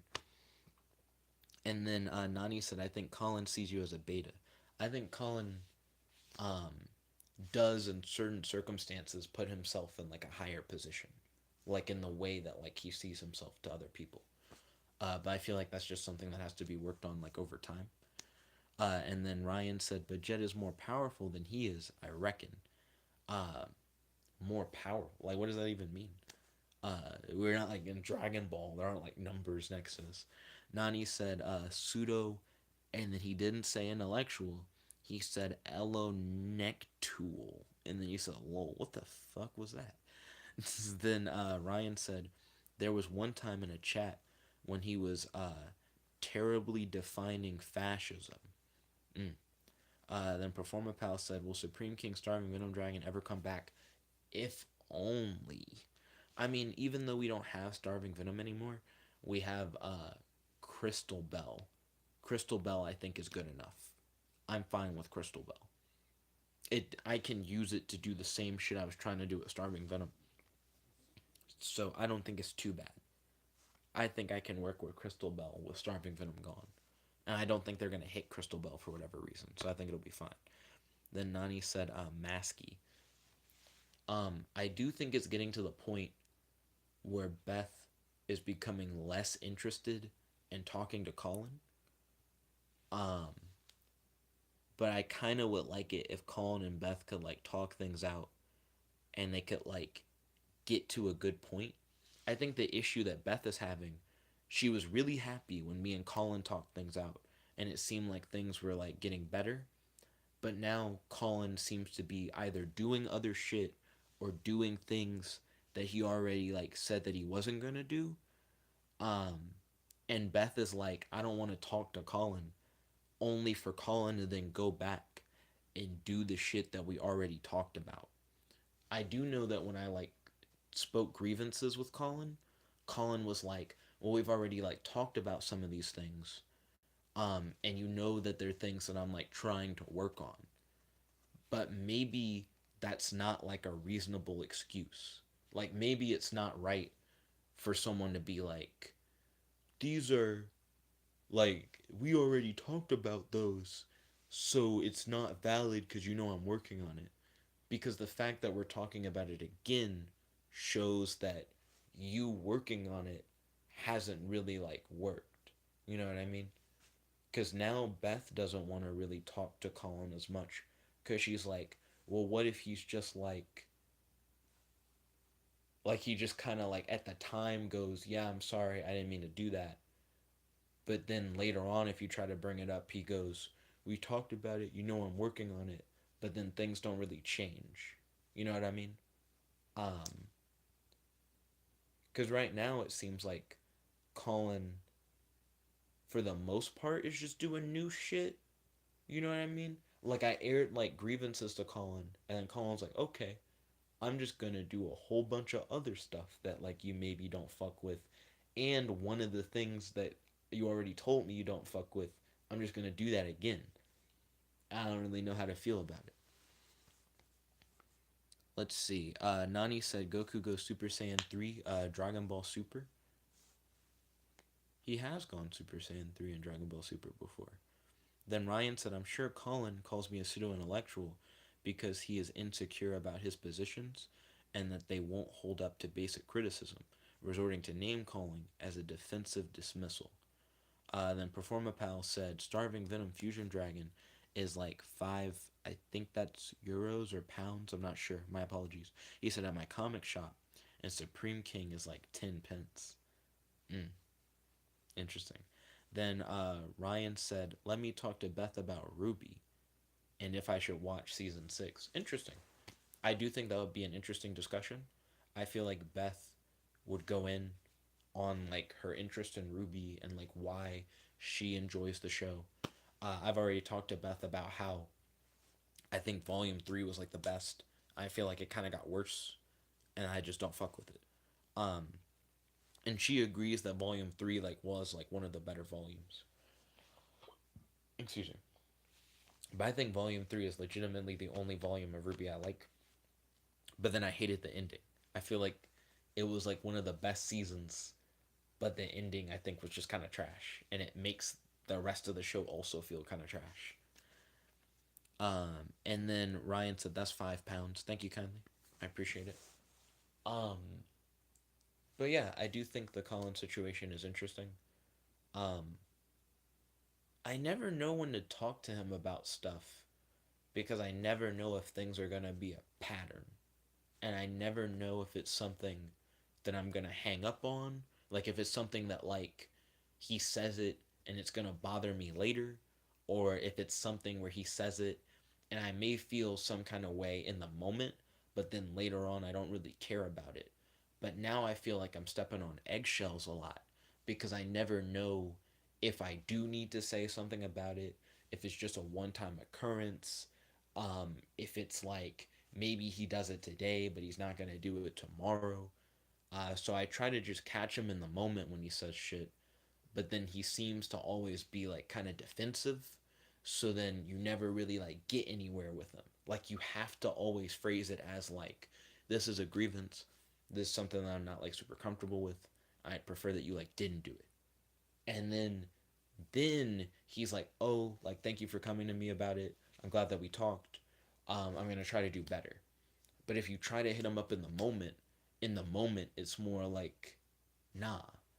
But if you're not able to talk about it in the moment and it always has to be like a big conversation, then it's just like a lot harder to work with. Like me and Beth have been really good about if we have any concerns, you just talk about it like right then, and you just like discuss it, you work things out, and then things have been like really smooth with like Beth. Um, but Colin has been like really weird because I feel like whenever I try to talk about a concern when it comes up, um, he just doesn't seem to fuck with it. But if you try to like deep talk about concerns, it seems like he's more understanding, but it doesn't necessarily change like what he actually does. Or if it does change, it seems to change to be bad in other ways, which I'm surprised about. I'm surprised that Colin has, for the most part, not done the things that we've talked about, except for like one thing. But now he just seems to be doing other stuff, and I don't really know why. It's like he changed up his stuff to also still be weird, like to where I don't know how to feel about it. Um, but like somehow avoiding the things on the list. So I'm like, maybe I could just have another talk with him and then we work out those new things. But is it going to be a constant cycle? Is it going to be like, here's like a list of things that you did that I didn't really appreciate, and let's like talk about things. And then it be, okay, I'm not going to do those, but maybe I'll slip up on one of them and then I'll like come up with a whole bunch of new shit. Like I don't know how to feel about it, like at all. And then Ryan said this symbol is like the Euro symbol and it looks more like a E. And then Performapal said, "Oh shit, it like froze." Here we go. Yeah, sorry about that. I didn't realize that it froze. Nani. Oh wait, sorry. Performapal said, "So would you rather play a Mystic Mind burn for the rest of your life, or never play Yu-Gi-Oh ever again?" What's the Mystic Mind burn? And I probably never want to play Yu-Gi-Oh ever again. I like playing like different types of decks and changing up my decks, and I have a whole bunch of different decks on like Dueling Nexus. So I don't think I could imagine just playing one deck forever and like never playing anything else. So if it was a choice between playing one type of deck or never playing again, probably just never playing again. Then Nani said pseudo intellectual. Okay, that time you got it, like the spelling. Ryan said, truly a lot of supposed intellectuals are and pundits are pseudo intellectuals that are just bullshitting. He said, I'm a pseudo intellectual in that I'm an amateur. What even is an intellectual? Is then what like Ryan goes into.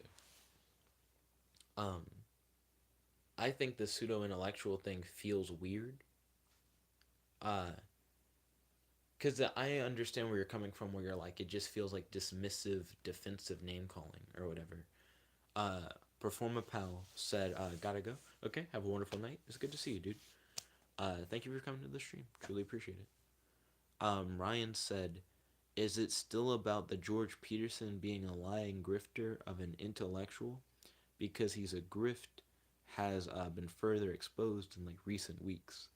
Um, I believe that's like the biggest conversation you and Colin have ever had is about the like Jordan Peterson thing. Um, but I don't know. Colin's very touchy about very specific things. So Colin didn't like a commercial because of how it framed men and masculinity, but he didn't watch the commercial. I think it was like the Gillette commercial or whatever. Um, and he's like, I don't need to watch it to not like it. You know what I mean? So I feel like with the Jordan Peterson thing, you could be like, here's all this evidence to support my case about how I feel about Jordan Peterson. Colin could be like, I don't have to look at your evidence to know how I feel about it. And then he could just like leave it at that. And you'd be like, well, that's not really like following like the logic of like what I'm doing. And he's like, I'm more or less just refusing to follow your logic. And then you can't really get anywhere. But I guess I don't know what to do for the Colin thing. I feel like if it continues to be like a big enough problem and enough of my friends are like I don't really like vibe with Colin, I guess I'll just have another big talk with him. I think one thing that I pointed out to like some of my friends recently is that I don't think Colin's being malicious. I don't think Colin is specifically trying to like hurt anyone's feelings or make anyone uncomfortable or make someone like not want to fit in. I don't think that's what he's trying to do. And I feel like until I feel like it's malicious, would I like be like, okay, I don't really think I can vibe. Um, but at a certain point, I feel like if you have too many like big talks and it seems like things aren't necessarily getting better, at what point do you say it's malicious? You know, if you're like, this is what makes me uncomfortable, I'd prefer if you like didn't do that. And then he either continues to do that or he just changes to different stuff. So you have to like keep talking to him. It's like, are you purposely trying to find stuff that like I don't like? Or is it just like some accidental consequence of your personality? I guess I don't fully understand what's like behind it. You know what I mean? And then Nani said Ryan is speaking facts. It seems he's like I don't know. And then Ryan said we never got into any specifics about Peterson. He said it's not that I don't vibe with Colin. He said I like arguing and I think I can win arguments with him. Um, I like debating as well. Like going into like here's like what I actually have as support or here's why I feel like your argument like doesn't work or like does work or if there are parts of your argument that are true but it doesn't necessarily lead to like the conclusion that like you're going for like stuff like that. um I do like doing stuff like that. Colin seems to not like doing stuff like that. Like he would prefer not to go into debates, and a lot of times it seems like he feels strongly about whatever you're talking about, and he's very quick to like write you off on like certain things, and just not want to discuss any further, which makes it kind of hard to talk to Colin about a lot of things. And then Nani said, imagine if Colin and Matt were dating. They would be like, I hate this. No, I hate this. You're wrong. But did you remember this? I'm always right. Pseudo intellectual. Um, Matt and Colin, I don't think are compatible in like any kind of like weird relationship. Like if anyone's like shipping like Mullen or like Cat, I guess it would be Cat would be like the ship. I just feel like that's like a horrible ship. That's like a hate ship. Like I don't think that would work at all. Um, I know your boy Kel's ship's wet. He really sees like me and Winslow like as a thing. Um, Speaking of like relationship stuff, it was good to see Anthony. Anthony is a mutual friend of me and Aiden. He came by with his girlfriend at Aiden's birthday, and Anthony is interested in doing like a double date thing with like me and Beth. I think it'd be really cool. Anthony really vibes with the Kings. They have a Burger King, like they used to have the Farmhouse King, and right now they have like the Angry King. So I would love to do a double date with like Anthony and his girlfriend, and me and Beth at like a Burger King or something like that. I think that would be really cool. Speaking of Anthony, we accidentally ran into him at Pites and Pixels. He was on a date and he was going to go on a date before Aiden's birthday, which is also what me and Beth ended up doing, like going on a date before Aiden's birthday. So I feel him on that. Um, but Aiden ran into Anthony and he's like, hey guys, I'm going to talk to Anthony real quick. We can like meet you guys down there. And then Hannah's like, Anthony? Yo, I'm going to like go talk to Anthony. And I was like, oh shit, Anthony? I haven't seen Anthony in forever. I'm gonna go like talk to Anthony. And then Colin was like, hey, like you don't have to talk to Ant. He's gonna be at the party later. Like he like was like he kind of did like a stop kind of thing. He was like, no, like we'll just see him later. It was kind of like a get in the elevator kind of thing. And Beth really didn't vibe with that, and I didn't really vibe with that either. I felt like it was a similar like demanding thing. It also was weird because Hannah is like the driver of the car that we're in. Like Colin and Gerard are riding together in their own car. Everybody else is riding with like Hannah driving. So Colin is like, no, like get in the elevator. He'll be at the party later. So me, Beth, and Jonathan end up getting in the elevator instead of going to like see Anthony. And then we just wait. we just wait for Aiden and Hannah because we can't actually go anywhere once we're downstairs. Meanwhile, Colin and Gerard are like, we can go. We're just ready to go. So it was just weird. It wasn't a thing like he wanted to hang out downstairs with us. It was more like, fuck what you want to do. Get in this elevator. And I didn't really understand it. But I think that's another weird thing that I like really didn't vibe with. Then Ryan said an intellectually abusive relationship. And then he said a pseudo intellectually abusive relationship. And then Ryan said, "Come on, squad, let's go talk to Anthony." I think it would have been cool if we like all went and talked to Anthony because it's just been a long time since any of us have really like hung out with him. One thing that was cool at Aiden's birthday party, um, there's a girl that like goes to UAH, who I met, I think at like a Halloween party thing that Writer's Block threw. But she's also like a mutual friend of Aiden's. They like had a math class together. She happened to be sitting in the booth behind us at Pints and Pixels. And she flips around the booth and she's like, "Hey, Beth," like she knew Beth. And then I was like, "Hey," like I know her as well.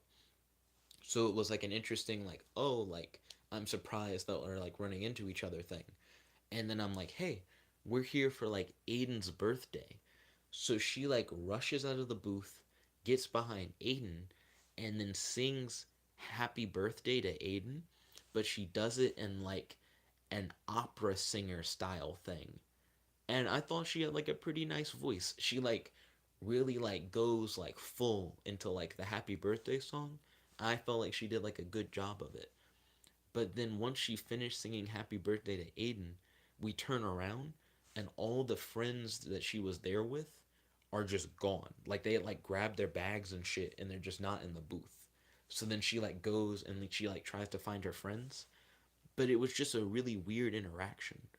And also when she like got up out of her booth, she got up so quickly the booth like shook, like it could have fallen backwards. Like it wasn't like connected to the wall. And I'm like, "Ooh, I didn't know that people had booths like that. That seems like potentially dangerous." I thought it was like a nice gesture, like for her to like come up and like sing to Aiden. I had nothing wrong with the birthday thing. I thought that was like cool. I was just surprised that her friends like peeled hella hard. Apparently they didn't leave. They just all left the booth at once she left, but she didn't come to our they didn't come to our table. They just seemed to like vanish and they didn't like let her know. They just kind of like did it. So then she was like, "Oh, like where'd all my friends go?" Uh I don't know. I just thought that was an interesting interaction. And then Ryan said going all in on that birthday song, and he said scared her friends. I don't know. I just didn't expect that. I didn't expect that reaction at all from her friends. Let's see. I'm trying to think of like other like really cool moments. So Straight to Ale is like a restaurant on Campus 805. And I already told you guys that there's like a speakeasy. There's like a hidden restaurant that's behind some lockers. You have to like push a whole wall out of the way, and then you can like enter the speakeasy. But you have to be 21 or over to go to that. So you have the normal restaurant, which is loud. There's like no atmosphere. It's crowded. It's just like full of people. It's just kind of shitty. And then you have the speakeasy that's like private. You can like be like to yourself. They have like fur padded like booths and shit like that. They have like a beautiful stained glass window that has like artificial lights behind it that simulate like outside, and it's just like full mood. It's just pretty fucking great. And then they have the Straight to Ale Cafe. You have to like walk around a corner and like go down the hall, and you find like there's a third Straight to Ale in Campus 805. So you have the main one that's really busy, you have the secret one behind the wall, and then you have the cafe one. The cafe one, you don't have to be like 21 or older. Um, it's not as secluded as the one behind the wall, so it's not like a super secret thing, but it's not as loud or as crowded as the main one. So it's like a middle ground. And they have some like fur padded booths, but they're not like the circular booths where you can fit all your friends. It's like anyone who sits on the far side gets like fur padded booths. Anyone who sits on the near side has to sit in like wood chairs so you don't get like the same comfortable feel. And instead of having real stained glass windows with like artificial light behind them, they had like wood carvings that look like stained glass windows but aren't really, and they're like much smaller. So it's trying to be like a weird combination of both of the other places. And I thought it was weird that like you have so many different ways that you can experience the same restaurant in the same location. It's like if you went to Burger King and you have normal Burger King, but then if you like go to the janitor's closet and knock 3 times, there's a private fancy Burger King in the back. But then if you walk outside of the Burger King and go into like another like building that's connected to Burger King, they're like, here's the Burger King cafe. And it's a weird combination of normal Burger King and private Burger King. It's that's what really got me fucked up about it. I'm like, why is there so much like inner built variety? Let's see. Then Ryan said I saw a video on Instagram, I think of someone moving the lockers. Oh, okay. I noticed that when we like walked into the speakeasy part today and they were like you can't come in cuz like one of the people isn't 21 and we left, there was like a group of people who were all like wow and they're like yeah, this is some crazy shit. And I just realized that like me and Aiden didn't have that kind of reaction. Like when Zach showed us the hidden location of the speakeasy, we weren't like, oh shit, like this is like insane. We just kind of were like, we guessed this is here and we just walked in. I was actually pretty surprised that we didn't have a hard reaction. But there was like a group of like younger people and then like this older black guy. And the younger people were like, wow. And then the older black guy was like, never seen some shit like that. Like he had like a hard, like, whoa, like hidden room thing. Um, but I think it's weird that like we fall in the middle. We're like between like the ages of the younger people and the older black guy, and we're just like whatever. Like for whatever reason, we're not blown away by a hidden restaurant. But people who were younger and older than us are like, oh shit, hidden restaurant. Um, because at what point do you stop caring about like hidden rooms and then restart caring about hidden rooms? I think is like the interesting like line drawn. You know what I mean? Um, trying to figure out what's like some other like interesting stuff about the day. I felt like my brother Amatis was low key like flirting with one of the girls that works at Station Retro. There's this girl Toshi, who like is a cook. She also does other stuff. Um, and when he was like wanting to order his food, he was like, "Where do I go to order my food?" And she's like, "Oh, you can just like circle whatever you want like on like our menu, and then I'll go in the back and I'll like cook it for you." And he's like, "Ooh, oh, you're so nice to me." And then like he like circles like all this shit on like the paper, and then she goes back and like cooks it. And then when she comes back with the food, he's like, "Oh, I think I'm in love with you." Like he's like saying shit like that, and I'm like, why is he trying to hit up Toshi so hard? I just thought that was like really interesting. There's a girl, Kaylee, who works at like Station Retro, and I really want Aiden to meet Kaylee, because I think he'd be able to play off of her like really like sarcastic like attitude. But I haven't seen her at Station Retro since like the first time I went. I don't think. Like I don't think I've ever seen her again. Um, so she may or may not still work there. I have no idea.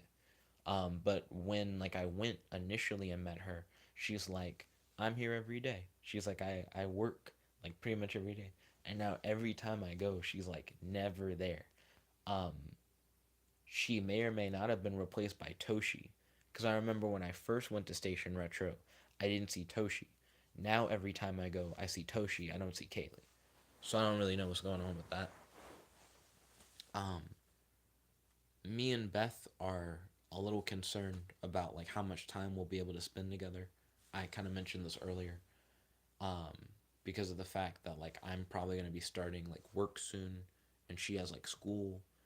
Um, and we only have like one date night like scheduled like a week, like Saturdays. Um, but it seems like the longer time we spend apart from each other, um, I guess the like more tension that we have before we do see each other. And then when we see each other, it's like a big like release of that tension. It's like, oh man, it's like so nice to see you kind of thing. Uh, but we've gone from like seeing each other like multiple times a week to like this week we only really got to hang out like twice. But we like really like felt like the amount of time. Like it was like, oh shit, like the time where we couldn't see each other did feel like but now that like we're seeing each other, like we feel like more free, I guess. And I guess we don't want to have that weird like pent up tension. We want to be able to like see each other more, but if anything, we're probably gonna like see each other less. I'm trying to work on it. Let's see. Ryan said, "When can I meet Beth?" He said, "Am I just going to have to message her on Facebook?" So I've talked to Beth. I really want her to meet you. I really want her to meet Dozer. I feel like she's met a lot of my friends who I hang out with like pretty regularly, except for you and Dozer. Um, because I do consider you and Dozer also close friends.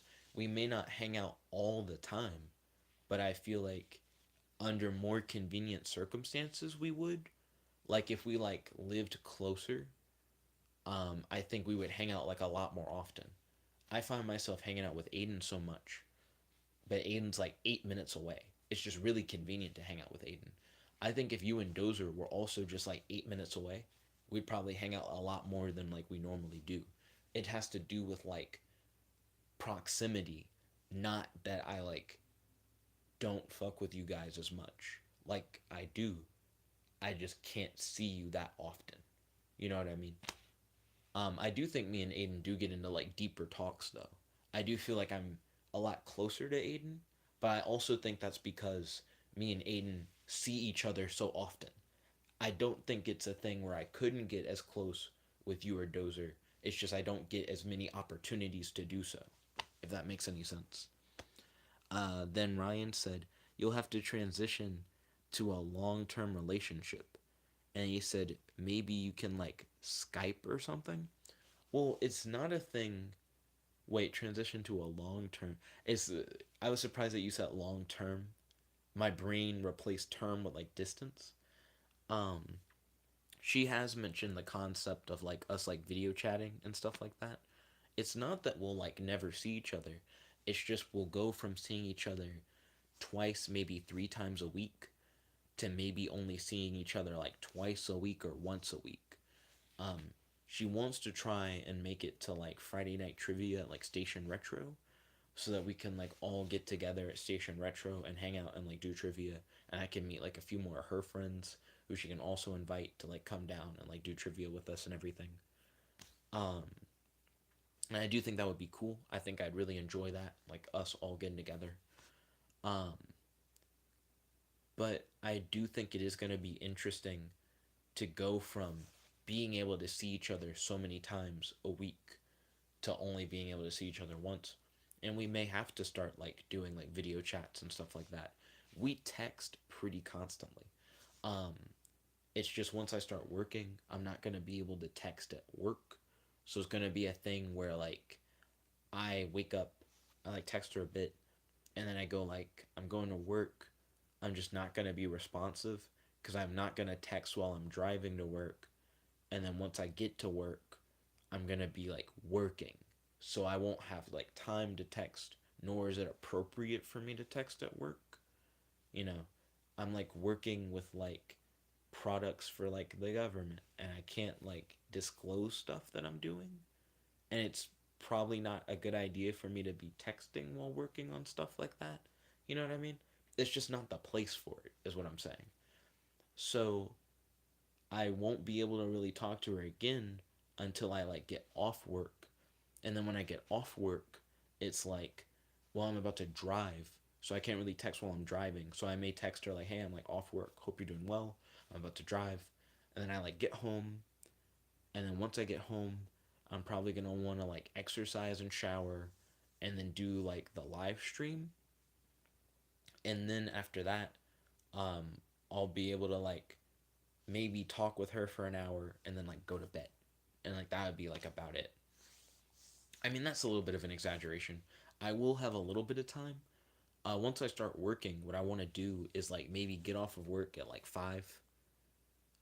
Then use like 6 and 7 to maybe do like any like weekday friend interactions, probably on Bridge Street because I'm gonna be working on Bridge Street. Because I'm working for like Millennium, who are like in the office lofts on Bridge Street. Um, so I'll probably like hang out on Bridge Street with like friends or whatever.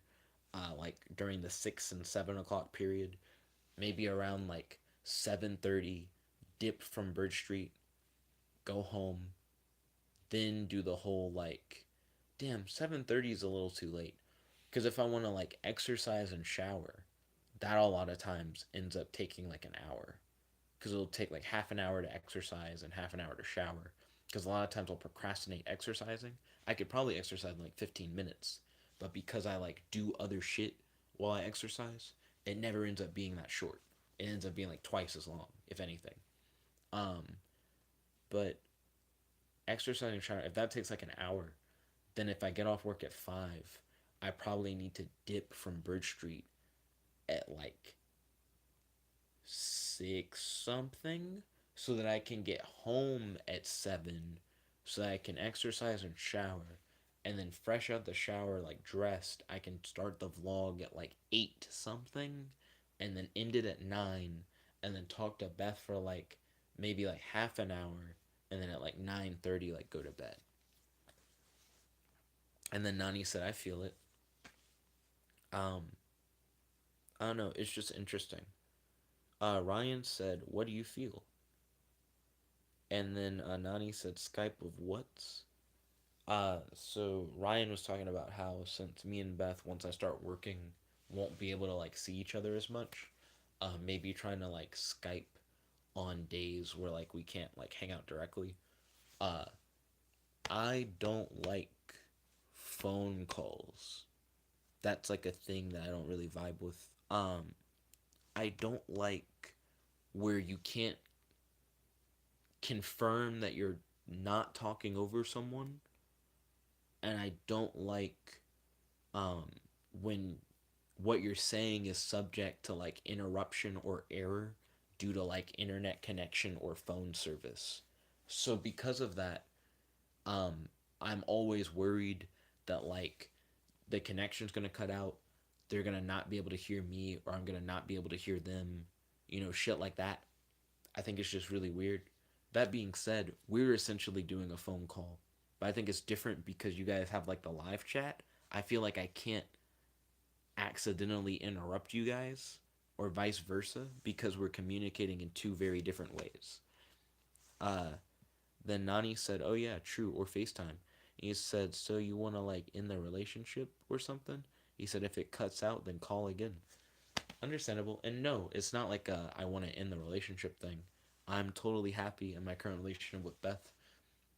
Being able to see each other less, I do think kind of sucks. But it's not like a deal breaker thing. It's not like, oh, well, I guess it's over because I'm pretty happy in like the current relationship. I understand what you mean. Sometimes when like a phone call cuts out though, it doesn't necessarily like cut out as in like the call ends, but you just don't realize that you can't hear the other person. So it just ends up like leading to like weird miscommunications. I don't like miscommunications that are caused by the platform you're speaking on rather than by like your language. I've noticed that any time that me and Beth have had a miscommunication issue, it's been through like text messaging. Face to face, it doesn't seem like we have issues where we don't understand what each other are talking about. But through like texting, you can run into issues where it's like, oh, you sent that text about this other topic, but I was talking about something else. And it's like, oh, well, I like text slower. So I ended up like sending something in reply to an older thing, but you had changed topics before I'd sent it and like shit like that. Um, I feel like that's like the issue of talking over a medium versus just like talking face to face. So I prefer face to face communication like most of the time for like this kind of thing. Because I feel like miscommunication based like relationship struggles are like kind of shitty, and I prefer to avoid those if possible. I just feel like they're more likely in like a phone call based thing or a video chat based thing than just talking to each other. Let's see. And then Nani said, "That's good." He said, "Don't die though." And then Ryan said, "Have you tried drinking water?" And then Nani said, "What if you're low key hungry?" And then Ryan said, "From a bottle." And then Nani said, "Understandable." That's good, don't die though. What's the drinking water thing? I'm kind of thrown. And then Ryan said, "What if his dick is tired?" I'm so lost. I got lost in the sauce. And then Nani said, "When you cut in that wig, you know this shit is natural." Let's see. I'm trying to figure out if there's anything else that I like really wanted to dive into. I still haven't tried any food at Station Retro. I'm thinking about trying their nachos. Beth ordered their nachos today, and they gave her a bunch of different like corn chips. So they had like the yellow corn chips, the red corn chips, and like the black corn chips. Maybe you call them purple. I don't know. Um, but Beth was like, I guess I just won't eat the red ones because she's like allergic to red dye, specifically red dye number 40. But she eats Doritos Locos Tacos, which I don't understand because they have red dye 40 in them. Because Doritos have red dye 40 in them. Um, but they looked good. It looked like they gave her like an okay amount of chips, and they gave her like hella cheese dip. And I was like, ooh, that's not bad. And they gave her the cheese dip in like two big ass containers. It was a little messy. I noticed that when like before she even opened the containers, the little like cheese dip stuff was like leaking outside of the big box that the nachos was in. So that was kind of a bummer. But other than that, it seemed like pretty good value. Nani said, "What do you think about weaves?" He says, "Seems that a lot of girls are using them lately." Um, I don't know. I don't care. Beth doesn't seem to use weave or anything like that. She wears wigs for cosplay, but that's specifically for cosplay. Then Ryan said, "If your dick is tired, you gotta wake it up." A bunch of what are these faces? Smirk faces. Let's see. What am I thinking about? I've been going for like 2 hours. I guess I'm glad to be back doing the vlogs on a somewhat regular basis. Um, because I hate when I miss the vlogs. This time around, I more or less missed the normal time for the vlog, and I was like, fuck it. I still just want to do the vlog anyways. You know what I mean? Um, Colin wants to do a thing where he picks us up and takes us to Emerald Ridge. I'd rather just drive to Emerald Ridge when I'm ready, because I don't want to feel rushed in the morning. So I might, before I go to bed, send Colin a text and be like, hey, um, I'm gonna like wake up, exercise, shower, like get dressed, like eat or whatever, and then I'll just come on down to Emerald Ridge. I'd rather like come on my own time than it be like, Jet, I'm gonna get out of church at like 11 a.m. You better be ready at like 11 a.m. I'm gonna like pick you up and then we'll like hang out. Um, because I have like food at the house. I can just like eat here after I like exercise and shower and everything, and then be like ready for action, like just at my own pace. Because they're gonna be available for like most of the day, so I can just pop in whenever, and I can just be like, I've already eaten, I'm like already good. I'm just like down to hang out like when I'm ready. And then Ryan said, "It's your boy, Blog Delay Man." He said his power is blog delays. I did indeed do a lot of vlog delays, and I do apologize for that. I don't like doing a bunch of vlog delays. I have to play catch up, and I miss out on being able to talk with you guys. I feel like I've lost a lot of opportunities to like talk to Matt on like past vlogs. He can only make it to so many. Um, Plus, I'm gonna have to start doing the vlogs earlier. Once I start working, I'm probably gonna vlog uh like at 8 p.m. instead of vlogging at like midnight because I'm probably gonna go to bed at like 9:30. Like once I start working, they have like a mandatory 8 a.m. or 9 a.m. meeting at Millennium. They told me the time. Now I don't fucking know. I think it's a mandatory 8 a.m. meeting. I could be wrong. But if that's the case, every morning I gotta wake up significantly before 8 a.m. to just get ready. If I exercise and shower every day when I get home from work, then when I wake up, I can just freshen up a little bit. I can just go into work. Because Millennium doesn't have like a real dress code. I can like wear this to work at Millennium. So I don't have to like change into business casual clothes or whatever. So that probably would be fun. And then Ryan said, just make the vlogs not daily. I like daily vlogs though. That's my thing. I prefer to talk about a day when it happens than to talk about a day multiple days after it happens. Because you just end up skimming over shit. You just end up going, so this happened, this happened, this happened. And you just like go forward.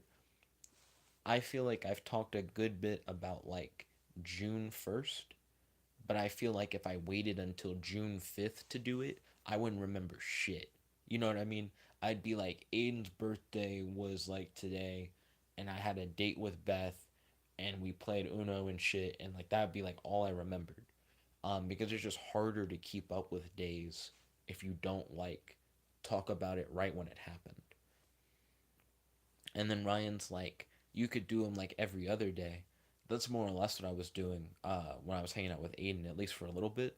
It would be a thing where like every other night, it would be like I'd hang out with Aiden and we'd hang out like really late, so I wouldn't have an opportunity to do the vlog. Or um, like every other night from that, I would hang out with Aiden and then we'd like have a cutoff time. I'd come home and I'd like do the vlog or whatever. Let's see. And then Nani said, vlog delay, eating chips with Aiden. Vlog delay, going to the store, be right back. Vlog delay, hanging out with Winslow. Gotta keep it quiet though. don't want to wake up Colin. Oh, Nani, when you were talking about the being too loud thing, you were talking about when me and Aiden were playing literally whatever, and Colin jumped into the chat to be like, hey, like you didn't invite me, only to then later be like, I got work tomorrow, gotta keep it down, even though he was in the same room. He did do that. Fuck, I like completely forgot about that. Um, that is interesting. And then Ryan said blog delay, gotta do a double date. And then Nani said, yeah, lol, that day. Oh, I don't want you or Dozer to feel like a third wheel.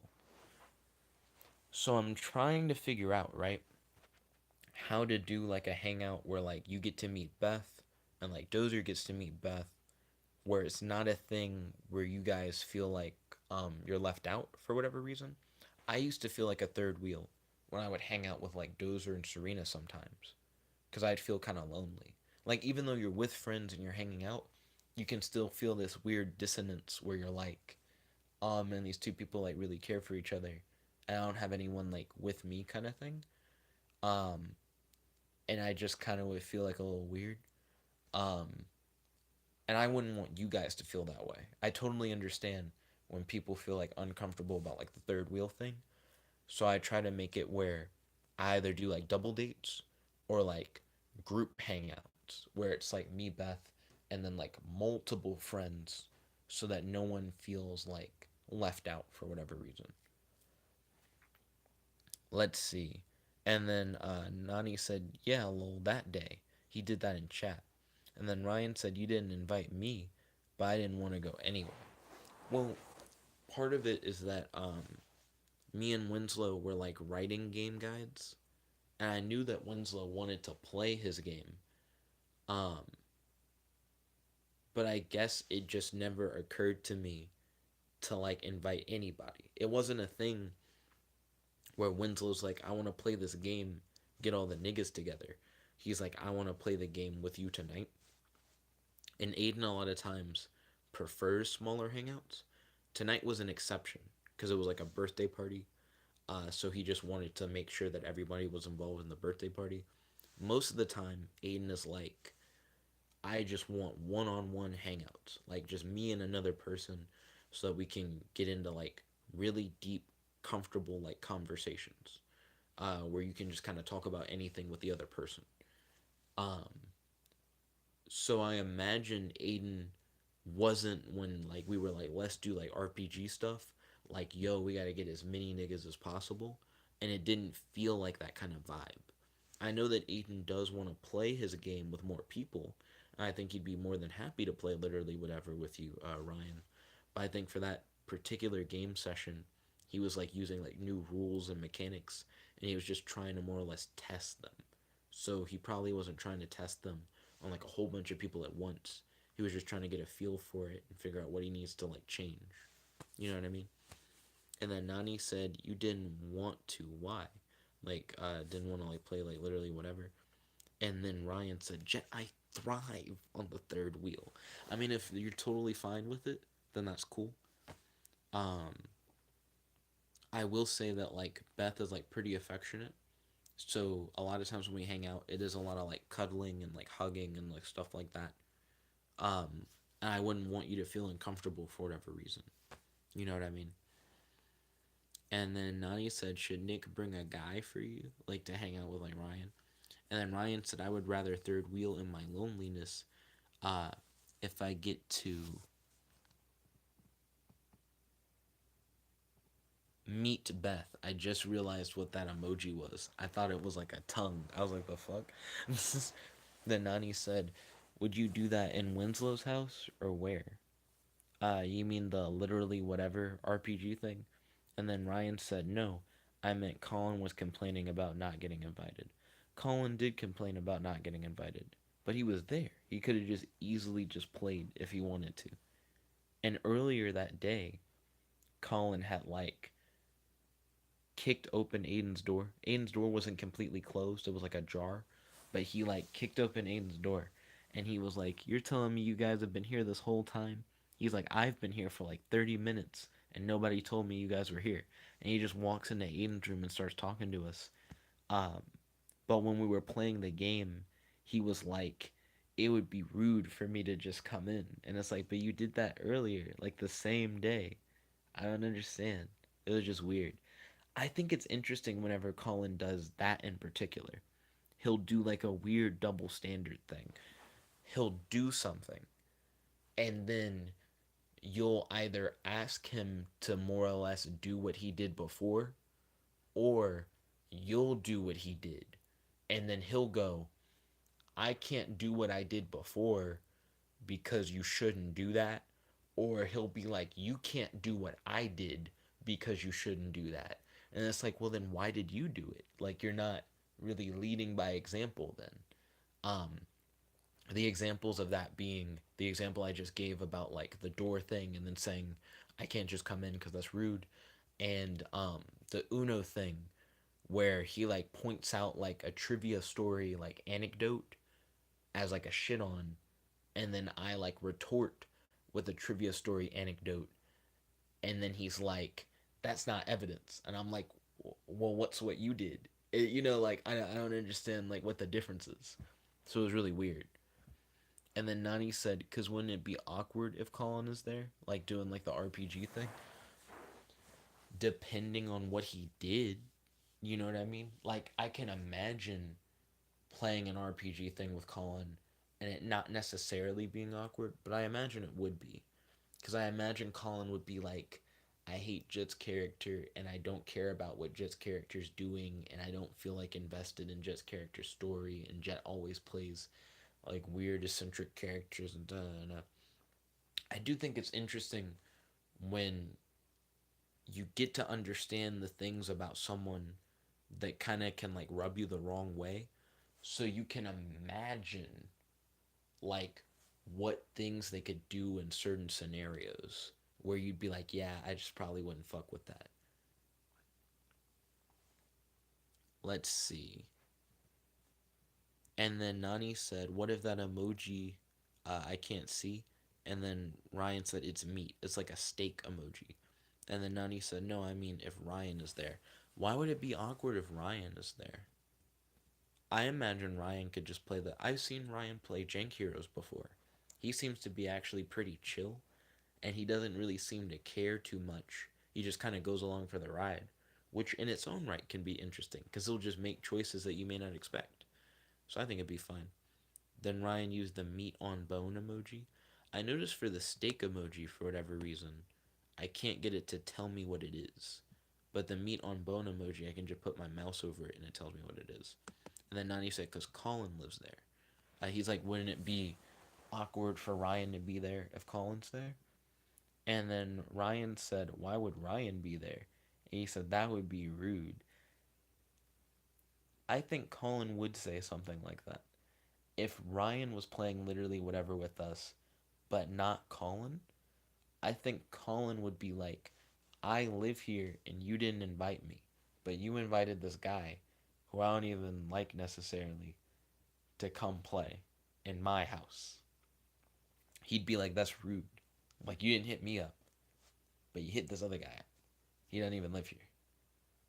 Uh, but I'd understand where he was coming from then, though, because we would have actually invited someone from the outside. You know what I mean?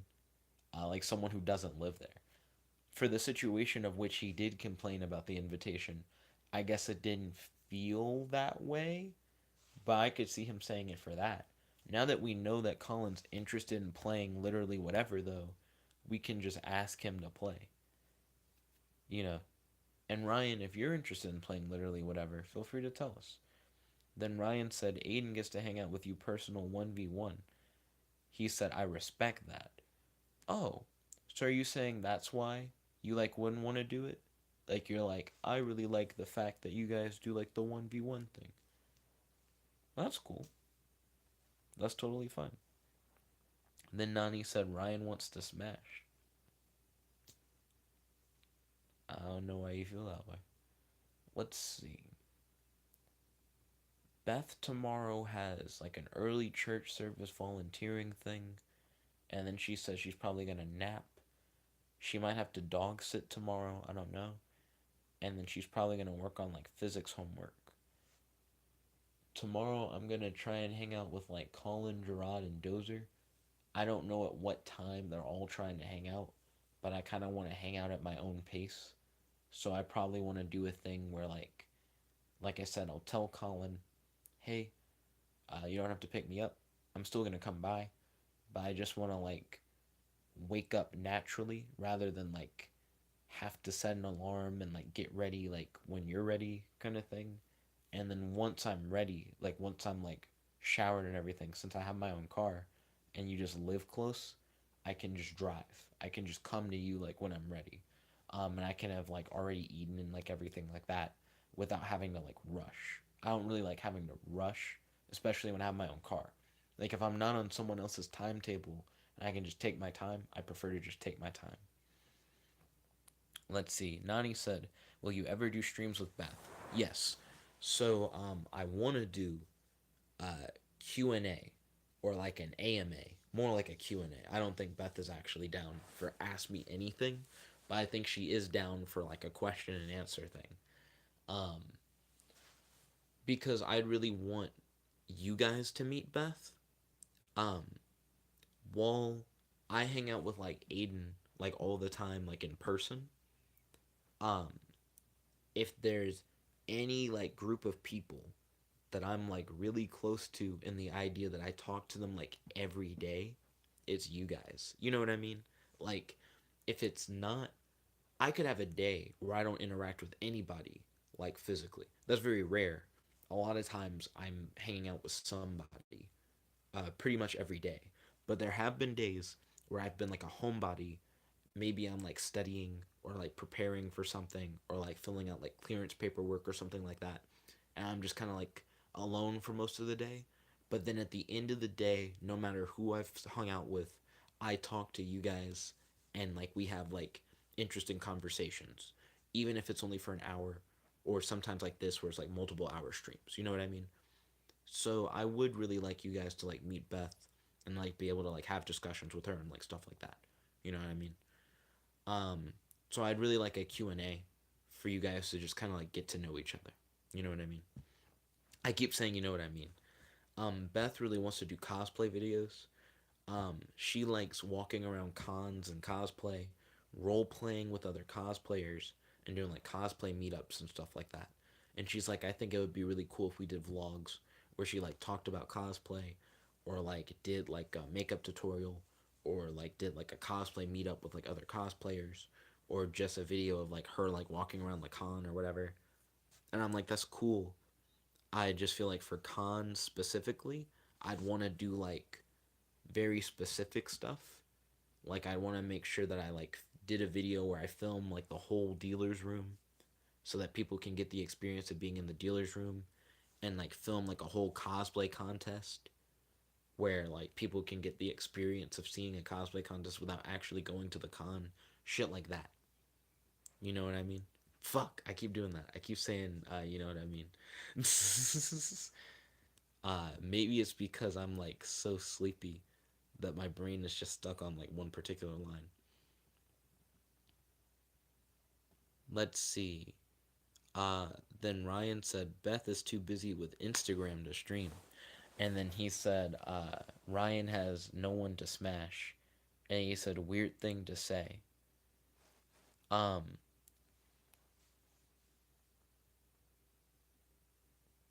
I got confused when you said Ryan has no one to smash. Did I say that? Uh, because now I'm trying to figure out if I said that. Like, I can't tell if Ryan was like quoting me and then saying it's weird to say that I have no one to smash, or if Ryan was saying that himself and then reacting to Nani's statement saying weird thing to say. Because I think I remember saying weird thing to say. Now I'm like, did I also say he has no one to smash? I don't know. I don't remember. Then Nani said, but Ryan has his left hand. Then Ryan said, why only one hand? And then he was like, why the left hand? And then Nani's like, right hand if he prefers it. And he was like, why only one? Then Ryan said, if you know what I mean. Then Nani said, buy her a drink. Um, Beth had a drink today at like Pints and Pixels. I've seen Beth drink before. She had like a Angry Orchard, like hard cider or whatever, at Lucky Dice Cafe. And then at Pints and Pixels, she had like some wine or whatever. Um, if anything, Beth under the influence is very similar to just normal Beth, except Beth under the influence is like, am I under the influence? She becomes very inquisitive about her current state. She'll be like, how am I now that I have consumed alcohol? And then she'll just be really affectionate. But she already is really affectionate. So it's just her being affectionate, which she always is, and just asking, like, am I different now? And that's about it. And I'm like, not really, other than you just keep talking about whether or not you're different now. And that's really all it is. Let's see. And then Nani said, you know what I mean. Then Ryan said, we know what you mean. And then you put like porn in parenthesis. And he said, or Ryan is reacting to his own weird statements. Interesting. Then Nani said, that would be good streams. You said, would she do videos or streams though? So she mentioned wanting to do like videos that would require editing, and I was like, nope, not from me.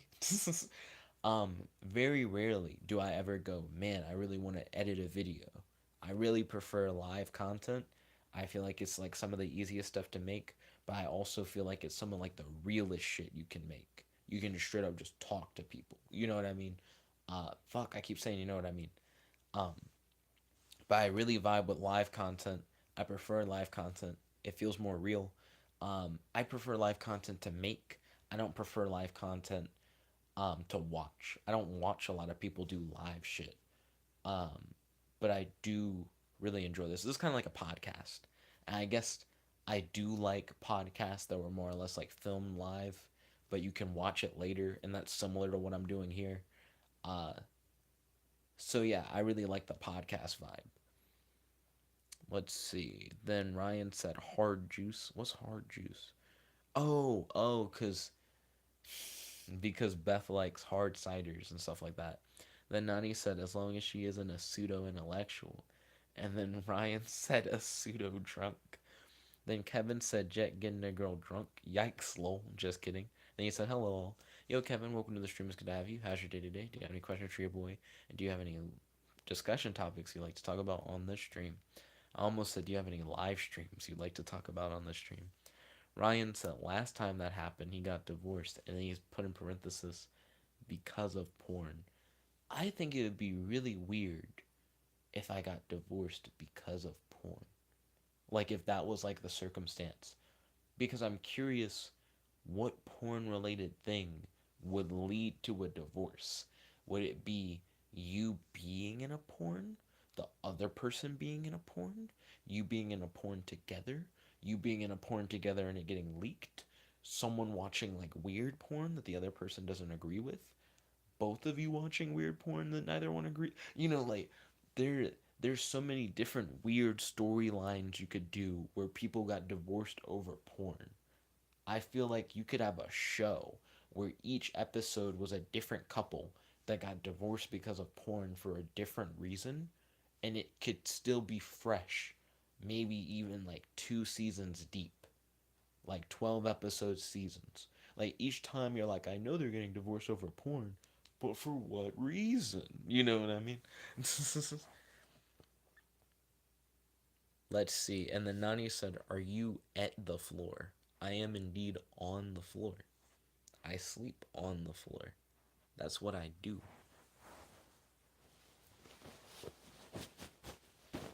I'm gonna use this pillow tonight. It's a Hulk pillow. Uh, it's hard to show that it's a Hulk pillow.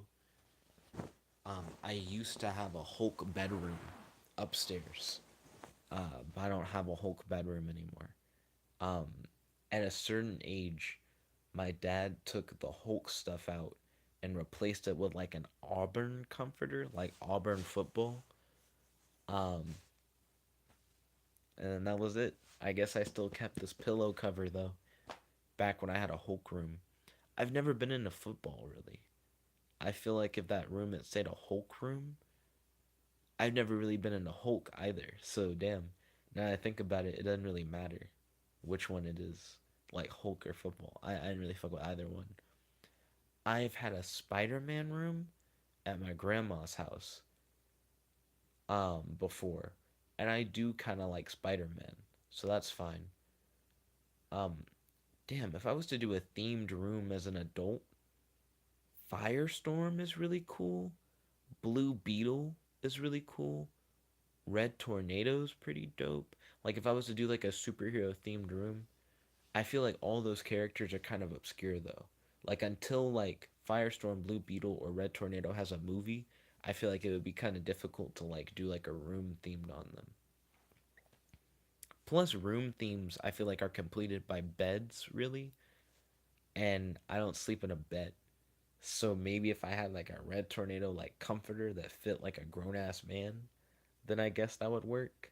And it'd just be like neatly put on the floor. I don't fucking know. Uh Nani said, why does it look like you're in a bunk bed? I guess because I'm lying down and you guys can see the ceiling, but you can see the ceiling only because the phone's on a tilted surface. Like to give you perspective, this is a couch right here. So I'm not like high up or anything. You're just seeing the ceiling because this is tilted. Let's see. Ryan said Key and Peele sweating meme.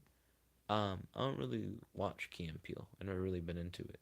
Kevin said getting divorced because of porn is a stupid reason and a double standard. So read porn is okay, aka 50 Shades of Grey logic. That was interesting. That felt like that came from a very specific place. Then Nani said, Fortnite. And he said, playing it for content. Then Ryan said, double decker couch greater than bunk beds. Interesting opinion. Nani said, do you wash your head? Yeah, I wash my hair. The fuck?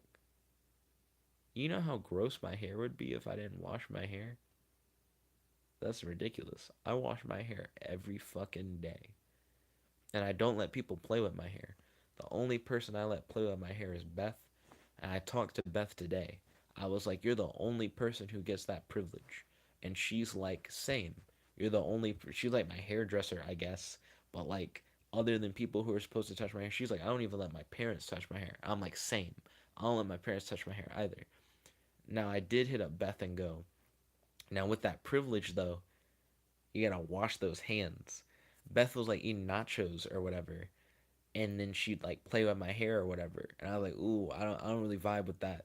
I don't like the concept of you like touching food and then touching my hair, cause until my next time I shower, cause I wash my hair every time I shower, I don't want there to be like fucking crumbs in my hair. You know what I mean? That's weird. So I was like, please, since you're the only one with this privilege, and I don't play with my hair when I eat food, you know what I mean? I prefer that you like not play with my hair if you've like eaten food. I'm not saying she has gotten crumbs in my hair or anything like that. I'd rather not take that risk. That's all I'm saying. Kevin said, I'm guessing you've seen the Lego movies then, Ryan? The whole double decker couch meme? Yep. Then he said double decker couch is OP. Ryan said, I still haven't seen part the second. I too haven't seen the second part yet. I saw the beginning of it. It was on like Kim Cartoon. Someone had like done like a bootleg or whatever, and I didn't like it, so I stopped watching it. But it also was because it was like a bootleg. If it was like not like someone like it was a poor bootleg of someone filming the screen. If it was not like a bootleg thing, then maybe I would have sat through more of it, but it felt weird. I wasn't a big fan of how it started. Let's see. Then Ryan said final form with cup holders. Nice. Then Kevin said it's good. I won't spoil anything. Then Nani said privilege. And then Ryan said lower body hair. Crumbs confirmed. Um, I do wash all my hair. That seems really weird to say, but it's true. You know, I guess it's weird to say only because people don't normally ask. But yeah, you gotta have hygiene everywhere. You don't want to be like nasty. That'd be like if you were like, do you like bathe? And then you're like, yeah, but I don't brush my teeth. It's like, well, that's gross. Then that means you have gross teeth. Like if you're not doing all the stuff you can to not be gross, then you're gross in some way. Got him. That's just how that is. You know what I mean? Like if you're not upkeeping your whole body, then there's something you're not upkeeping. So then that's gross. Kevin said, "I'm the same way, Jet. Just wish your hands. Oh, just wash your hands, and then you get to touch my hair." Agreed. I think that's. I feel like that's a valid thing. That just makes sense. I do think it's interesting that some of the dreads get really skinny, like this one, but then other ones are like thick as fuck. Like they like are like fucking Cheetos puff thickness. Um, I saw my grandma today, and my grandma was like, "Hey, my boyfriend Trevor, he could like help you like wash your car if you like come by this weekend. You guys can like wash the car or whatever." And I'm tempted to do that. Um, Aiden at his apartment complex has like a free car wash thing where you can like wash it for free, but then they have like a special like dryer thing that you can go through and you have to pay for that. I wouldn't mind doing that, especially since I plan on like moving to Emerald Ridge at some point, like the apartment complex. I feel like I should get used to using that because once I'm living there, that's probably just what I'll use all the time. You know what I mean? So I think I'd rather do that than wash the car by hand with Trevor because it just seems unnecessary. Let's see. Ryan said touching people, whoa. And then Kevin said, lol, Ryan. And then he said touching people, whoa. And then he put in parentheses sex results. Then Kevin said also, asking to touch my hair is good too. Just like you shouldn't just randomly hug someone. Um, I feel like you should always ask to touch people's hair and to hug someone unless you're just already really comfortable with that person and that's just like a normal expected thing for both people. You know what I mean? Like me and Aiden will like hug each other randomly and me and Beth will like hug each other like randomly. You know what I mean? Like that's fine. But I don't think I hug most people randomly. I'll hug people when they like leave my house, like when like Matt would leave or like Gerard would leave. Ryan a lot of times just kind of dips. I'll try to go for like a fist bump with Ryan, and Ryan will just look at me and just kind of leave. He'll be like, "All right, bye." That'll be about it. Um, let's see. And then Nani said some Nick thing. Then Ryan said, "Next time I see Jet, I'm hugging him." Oh, cool, Ryan. I'm down for a hug. And then Nani said, hug him down the waist. And then Ryan said, prepare your body. And then Nani said, whoa, what the fuck, Ryan? He said, no love. He said, he just leaves. A lot of times Ryan does just leave. I'll go in for it. I'll look down and he'll be like, what? He'll just dip. But yeah, I'm down for the hug, Ryan. Let's see. Mm. I hope that me and Dozer are able to talk comics today when we like all hang out with like Colin and Gerard. I really enjoyed talking Colin. I almost said talking Colin. I really enjoyed talking comics with Dozer the other day when we went to go see Brightburn. Um, and I'm realizing very quickly that like a lot of my friends who I'm able to hang out with over the summer, just don't fuck with comics. So Dozer is like one of the only people I can really talk comics with. Let's see. And then Nani said not even a bump. Let's see. Then Nani said, Ryan, why are you insecure? Maybe low key gay? I don't think Ryan's insecure.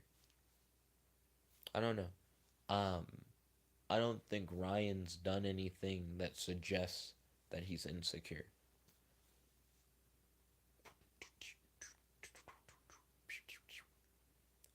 Oh, for breakfast, I had sausage biscuits. Like I had three sausage biscuits, a large hash brown, and I had that was it. Three sausage biscuits and a large hash brown. I didn't have anything. It also said the chat disconnected. I have no idea. Okay, the chat has reconnected. I think we lost a Kevin message. I saw a Kevin message pop up on my phone. I didn't see it pop up on the computer. Oh, here we go. Now I see it on my phone. Kevin said Ryan is low key socially awkward, which is okay. He said none to be ashamed. I don't think Ryan's socially awkward either. Let's see. And then Ryan said, I see several of Dozer's comic comments. Fuck.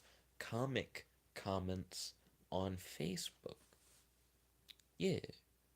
Dozer definitely is into comic books. Then Nani said, yeah, maybe, or he thinks he is too cool since he loves politics. I don't think Ryan thinks he's too cool or anything like that. And then Ryan's like, loves politics, question mark. He's like, the fuck you mean? And then Nani said, sorry, sexually into. That was an interesting way to like come back at it. Um, I do think things with Colin are like interesting. Um, because I think Colin's a good person. and I don't think Colin's trying to do anything maliciously. Um, but all I can really do is talk with him about it. I don't really have like a another solution other than to just voice when he does something that like I don't really vibe with, and then just try to talk with him on it. I just don't want it to always have to be like a big talk.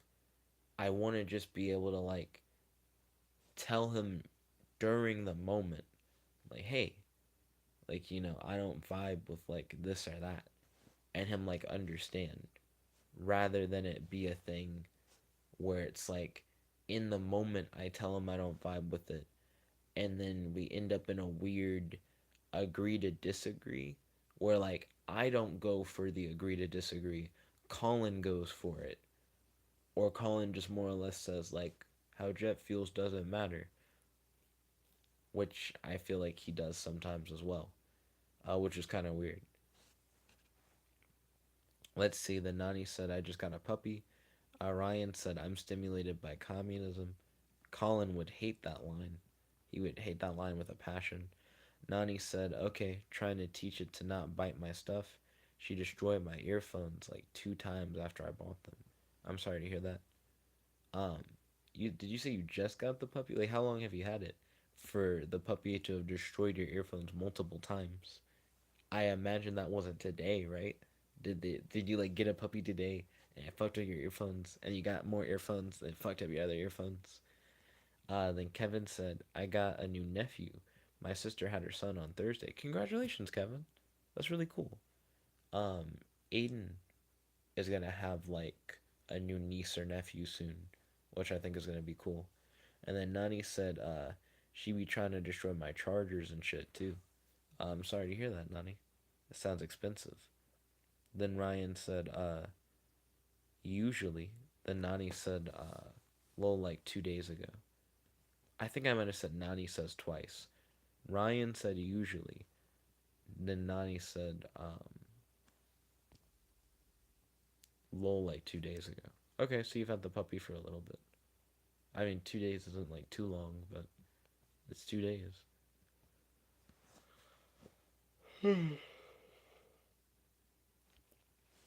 The stream hasn't gone for exactly 3 hours yet. Not that it has to be any length in particular. I just feel like I'm getting a lot of good conversation out. Then Nani said 2 days of destruction. Beth has mentioned that she has like a lot of pets at home, and that if we were ever to live together, that she'd want to be able to have like a bunch of pets. I think right now my feelings on it are I'm fine with having as many fish as she wants. I don't think fish are hard to manage or take care of necessarily. So I think if she like wanted fish, I like wouldn't really care. I'm like, you can just go to town on fish. You can just do that as much as you want. And she has cool ideas for like decorating an aquarium with like Pokemon figurines and stuff. I think that'd be really cool. She also likes cats and dogs, and I'm like, I don't think I'd ever want more than like two, like furry animals. And even then, I'd want them to be like small, like a small dog or like a small cat. Um, and then I also would want them to be like house trained already. Like I don't really have time to deal with like what Nani's describing, where you like have a pet and the pet's like, "Oh, I can just fuck up stuff. I can just run around. I can just like break shit." Cuz I'm like we're like in an apartment. We're not in a house. So if like an animal like runs around in the house and like fucks shit up in a house, it's like where you kind of own it. So if it fucks it up, sure you have to pay for it and like get it fixed, but it's not as bad as this isn't a place where I can do anything to the place I'm in, and like legitimate damages could potentially lead to it being like get out, like you can't live here anymore, or like maybe like your rent is higher or some shit. Like if a dog fucks up something at your house, it doesn't make your house payment go up. But if a dog fucks up something in your apartment, your landlord could be like, "Fuck you, you can't have the dog anymore," or like, "Fuck you, like it costs more rent," or something like that. You know what I mean? Um, and I'd prefer that like if I had like a cat, for the cat not to like have claws like if the cat could like be declawed. And Beth is like, I don't think it's humane to get like a cat declawed. And I'm like, then I'd like the cat from the get go to not have its claws. Like, if we get a cat to be like whoever had it before already like declawed it and like litter box trained it or whatever, and it's just good. And then she's like, well, I really like the idea of saving an animal from a shelter. And I'm like, that's cool. I'd want it to have those things. Like if we went to the shelter and they're like, here's this dog. It's already been house trained or whatever. It just needs a home. And it's like a small dog and it doesn't get any bigger than like a certain size. I'd be like, cool. If we vibe with the dog and the dog seems like affectionate and like kind of hyper, I'd be like, that's dope. I fuck with like high energy animals that are like small, but they're house trained, so they're not gonna like fuck up everything in your house. You know what I mean? And if they were like same thing, but like a small cat that's like already been declawed, I'd be like, bet. She's like, what if we saw an animal that's just out and it just needed to be rescued, right? Like it just needed a home. I'd be like, then we can like take it somewhere to get a home, or like call like animal control and they can take it somewhere to like get a home. I understand getting attached to like an animal that you just find on the street. That's just too much work. You know what I mean? Like if we're both going to be working and we like have jobs, I feel like we don't have time to like train a pet and like do all this extra stuff. Like if you can get a pet and it already has all its shots and everything, and it's already like house trained or litter box trained, and it's like already like declawed or whatever, then it's just a lot less you have to worry about. I'm fine with paying more money to get all those benefits than I am with like having to do all that after the fact and also have to work a job but also have to do like all this other shit. Let's see. Kevin said, "Oh, I already read that," and then I already read the Nani thing. Is the chat just like totally busted? It was like unable to connect to chat, and I just haven't seen new stuff. Oh, interesting. It looks like the chat continued on my phone, but not on the computer screen for some reason. And then Ryan said, yeah, I imagine Colin would not like being stimulated by communism. He said, probably would be hard to bread pill him. Then Nani said, peeing on a bug zapper. That seems weird. I imagine a gross, like, aerosol piss smell evaporating off the bug zapper and hearing, like, a sizzle and, like, a weird, like, water drop sound. That was a. That did a lot with my imagination, I guess. I, like, could hear and, like, see shit, I guess, like, with that, like, image. That's really weird. It's a very specific thing to describe, so my imagination was like, I'm fucking ready.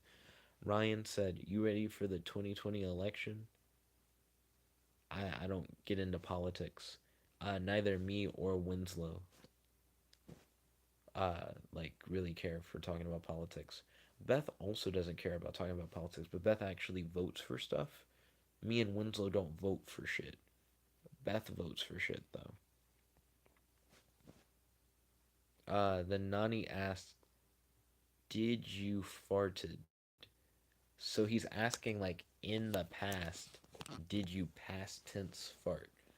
I don't believe I farted on stream. Like, at least not today. And if I have farted on stream in the past, I would just say excuse me. I just normally say excuse me like when I fart. But no, I haven't like farted this time around. I'm gonna refresh the laptop live chat. I don't like having to look at the live chat on my phone. That's pretty lame-tastic.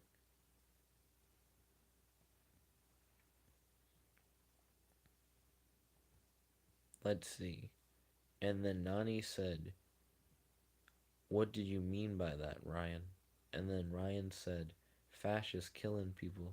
Then Nani said, I thought Winslow was into that. Winslow's into politics in terms of like micronation stuff. and like following like current events and stuff like that.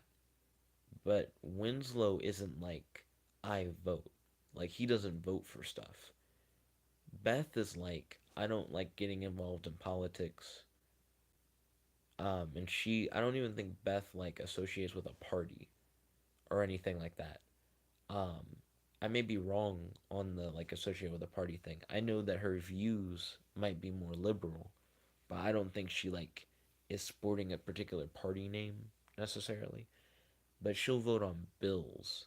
She's like, if I feel like a bill is like really important, that like it either not be passed or it be passed on an issue that I really care about, then I feel like I should vote because I feel like those issues like matter and they're like things that like can like directly affect me, kind of thing. And that's understandable. I just am not personally into that. Nani said, because last time he was talking about the Russian thing. Well, I think Winslow's more interested in like world politics as a part of like his interest in the micronation stuff. You know what I mean? Not necessarily everything that's going on like just here. Like I don't think Winslow's like, oh, I watch the news or anything like that. You know what I mean? Then Nani's like, oh, okay, or ooh, okay, because that's more of what you said. You said ooh, okay.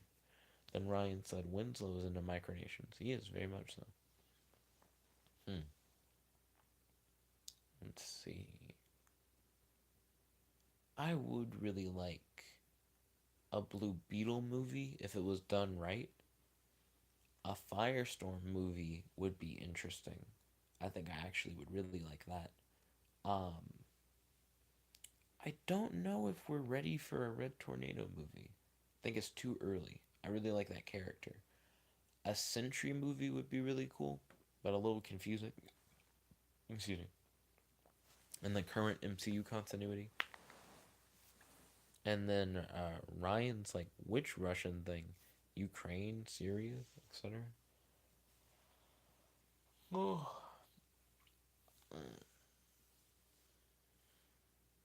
I will probably be going to bed like in the next few minutes or so. After the stream, I'm definitely going to send that text to Colin, going like, "Yo, uh, you don't have to pick me up tomorrow.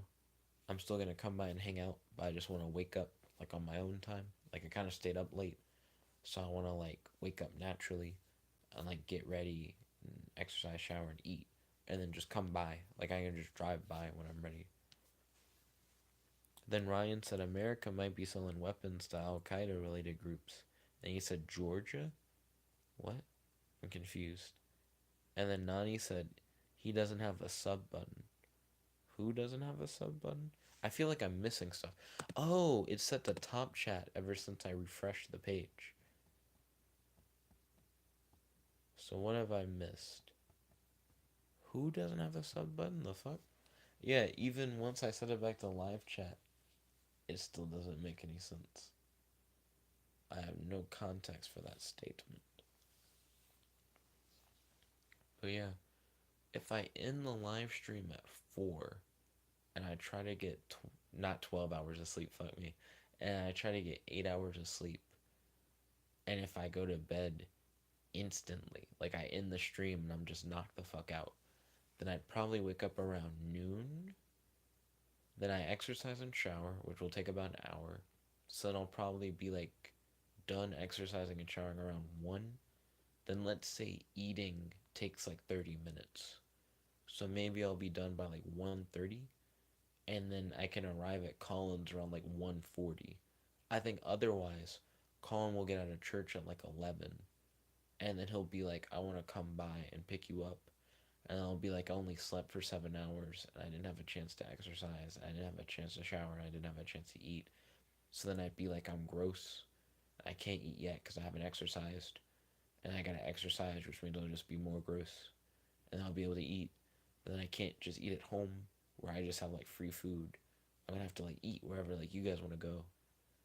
And then I have to be dependent on like Colin like taking me back home later, or like Dozer taking me home or like something like that.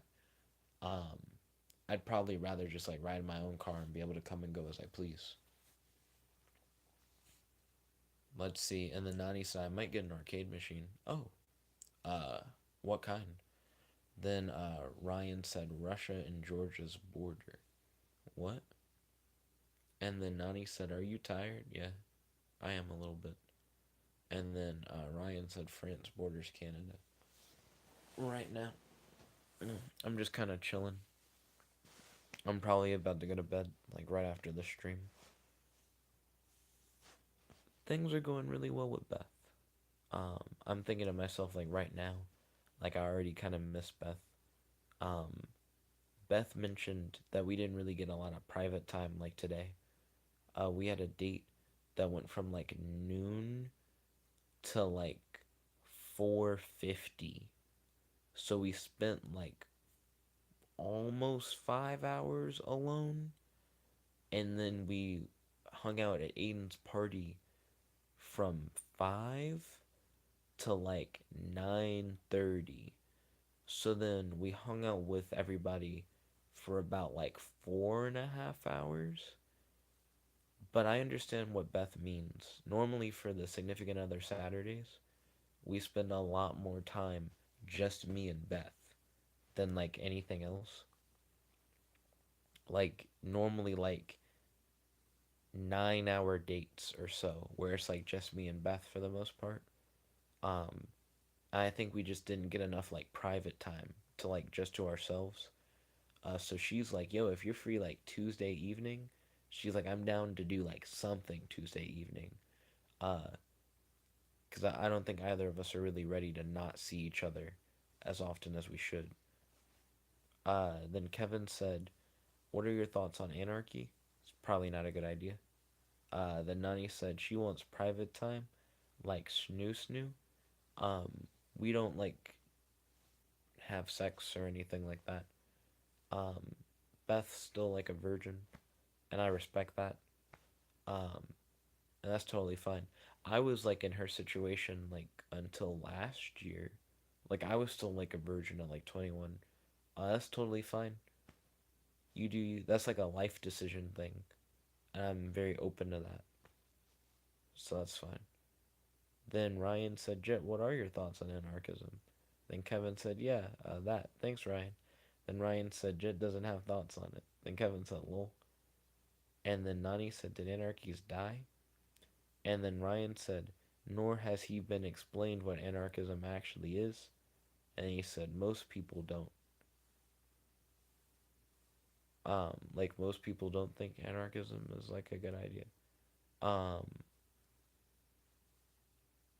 yeah, I don't know. I feel like I wouldn't prefer anarchy over the current system.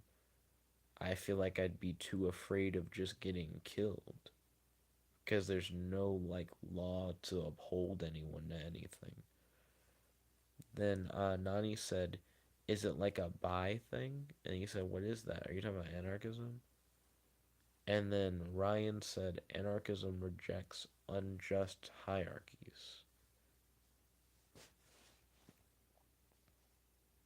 Doesn't anarchism also resist like any official order? And then he said, no, most people don't understand what anarchism actually is what he's saying. And then Nani said, so it's like a third world thing? You should probably just look up anarchism, Nani, if you're curious what anarchism is. Kevin said, I'm a virgin, kind of. He said, depending on if you consider.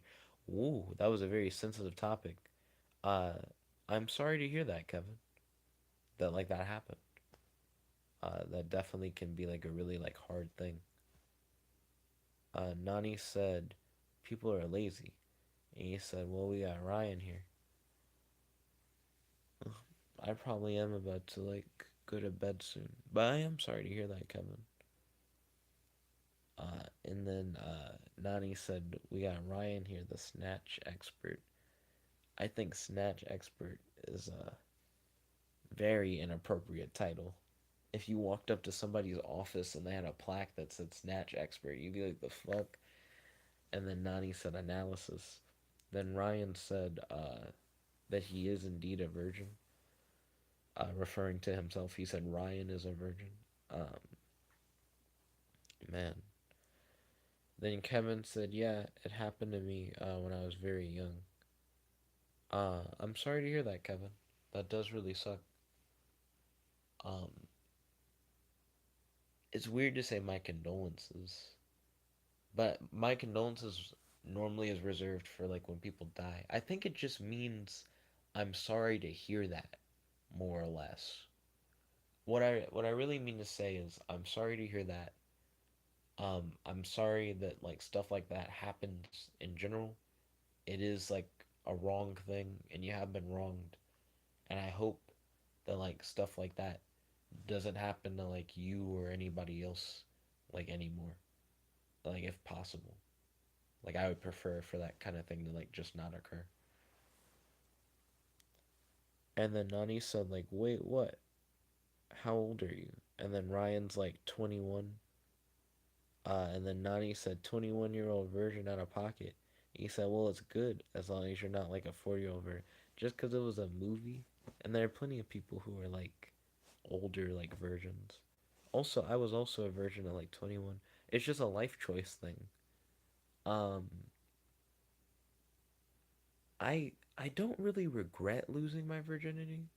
Now that I think about it, it's a thing where a lot of people are like, I would prefer to reserve having sex with someone who I like really care about, but I feel like I kind of appreciate having experience so that now that I am in a relationship with someone who I feel like I have like a pretty good connection with, that I actually kind of know what I'm doing.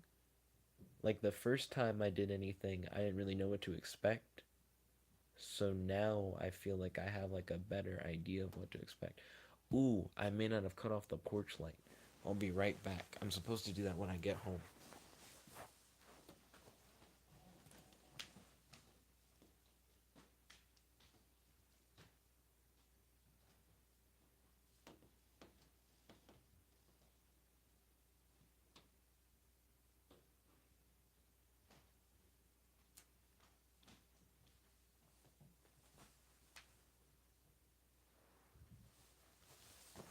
I did. That porch light is off as fuck. I definitely cut it off. I heard someone moving around upstairs, and I know that my dad gets concerned whenever I'm out too late. So sometimes he'll wake up and he'll look out the window and the porch light will be on, and he'll be like, "Oh, that means that like Jet's not home." So then he'll like get concerned and he'll like message me or whatever. So I just wanted to make sure that he wasn't like waking up and like seeing the porch light was on and him being like, like I wonder if he's okay. Let's see. Ryan said I'm not Steve Carell. Kevin said thanks, Jet. I appreciate it. Uh, Things like that help keep me going. Understandable. Nani said lol. Ryan said Jet regrets losing his virginity to his ex-wife. I didn't lose my virginity to my ex-wife. Um, when I like first had sex, I didn't know what to expect, and I feel like from more and more experience, like doing stuff like that, I feel like now I do know what to expect, so that now that I'm going to like potentially do that with someone that I feel like a closer connection to, I feel like I can like deliver like a better experience. Not to say that the first time was bad, but I feel like I've learned a lot from having done it more. You know what I mean? Let's see. And then Nani said, "Yeah, experience is always good, Ryan. Probably will like kiss her thighs or something." Different people are into different shit. Ryan could potentially kiss a girl's thighs and she'd be like, "Damn, oh, this is fucking killing it." Then Kevin says Steve Carell, lol. Then Nani said maybe her feet. Some women like feet stuff. Like I don't know. The like people have fetishes. That's one thing that I like understand like over time is that certain people just don't fuck with certain shit, and other people really fuck with certain shit that other people don't fuck with. That's just how it is. That's just kind of like how kinks and fetishes work. And it seems like most people have stuff like that that they're into. that you may not know that you like until you like experience it, or things where it's like you experience it, you don't initially like it, the other person really likes it, and then you slowly start fucking with it. You're like, maybe when I like first like did this, I was like, if they like it, whatever. But then over time, them liking it is like contagious. You're like, fuck, they like it so much, I just like doing it. You know what I mean? Uh, so I think it's really interesting. Then Ryan said Jet went to go drink out of his ex-wife's water bottle, and he said, "Why kiss feet when you can go for the collar buff?" Nigga sounded like a vampire. Kevin said, "Also, I don't know if I'm given whoa, whoa, what? Wait, sorry. The I'm gonna read this. I'm gonna read this message. Mhm, mhm, mhm, mhm, mhm, mhm, mhm, mhm. So Kevin, I'm not gonna read that one out loud necessarily, because that's, I mean, people will be able to read it in the live chat, but what am I thinking about? My reaction to that message is, I guess I have two things. One, that doesn't count as like losing your virginity, so you're good. And then two, um, whether or not something is too much information, I guess depends on what you're comfortable with, like actually sharing. You know what I mean? So if you're like, I feel comfortable sharing that, then that's fine. If you don't feel comfortable sharing that, then probably. And then Kevin said it's a bit inappropriate. My bad. It's not necessarily that it's inappropriate. It's not a thing where I'm like, oh, like this isn't the place to say that. Because we were talking about like sexual experience and like stuff like that and like losing your virginity. So it fits in with like the line of discussion. I think the only reason why I hesitated to read it is because it seemed like you had second thoughts. Like it seemed like you didn't feel as comfortable. And I was like, well, if he doesn't feel as comfortable, I don't want to like put him on blast and like say it out loud. You know what I mean? And then Ryan said virginity is a weird social construct and arguably doesn't matter. I kind of have to agree with that. I feel like virginity is weird to say it doesn't matter. It does have an effect on experience. A lot of people put sentimental value on it. I think male virginity in particular doesn't matter as much because it doesn't change anything. Female virginity is really interesting because of the experience that both parties get, because it's something that like changes the way that like sex will work for at least one of those parties for like an extended period of time, because of the fact that like if that person has never had that area of their body like stretched before, that like stretching for the first time is like setting a standard. It's kind of like if you have like a mold and you like put something in that mold and it like changes the shape of it. Like doing that can have like a, it's different. Like the feeling of sex is different depending on like the tightness of a person. And the tightness of a person has to do with like what has or has not like been inside. So if nothing's been inside, it's like the tightest it like can be. Like, and the tighter the better is arguable, but I feel like that's like what the majority of people would say. Like you'd prefer like it to be tighter. So that's like a one-time thing. It will never be that tight again, because once you've like entered and like stretched, it's like stretched. Now I have heard of girls being like, my stuff like refixes. So they're like, after it's like stretched, that's only like for a little bit, and then like it'll get back to like original tightness. I'm not sure if that's true. I'm not sure if you ever get back to original tightness, but you know what I mean. Um, there are a lot of guys who are like, I would prefer to like go in like at like the max tightness, like nothing's like interfered kind of thing. You know what I mean? And I feel like that's like a big moment for like both people because it'll be like an experience that like she's never had before, and it'll be an experience that like you can only ever get if you like are with a virgin. Where if it's a girl getting with a virgin guy, it's like the guy just doesn't have any experience. He just doesn't really know what to expect or like necessarily what he needs to do. I feel like virgin guy ends up being a shittier experience than virgin girl, because virgin girl it's like, whoa, like my body is like being changed by this experience, and the dude's like, whoa, like this is like some of the tightest possible like sex that you can like have, like, yeah, like it's just a big thing for both people. But the other way around it's just kind of like, what, like I don't think there are a lot of girls who are like, I'm trying to fuck virgin guys, but I think there are plenty of guys who are like, I'd be down to like fuck a virgin girl, like if that makes sense. Let's see. Kevin said, I wasn't sure if it was against any rules for the live stream.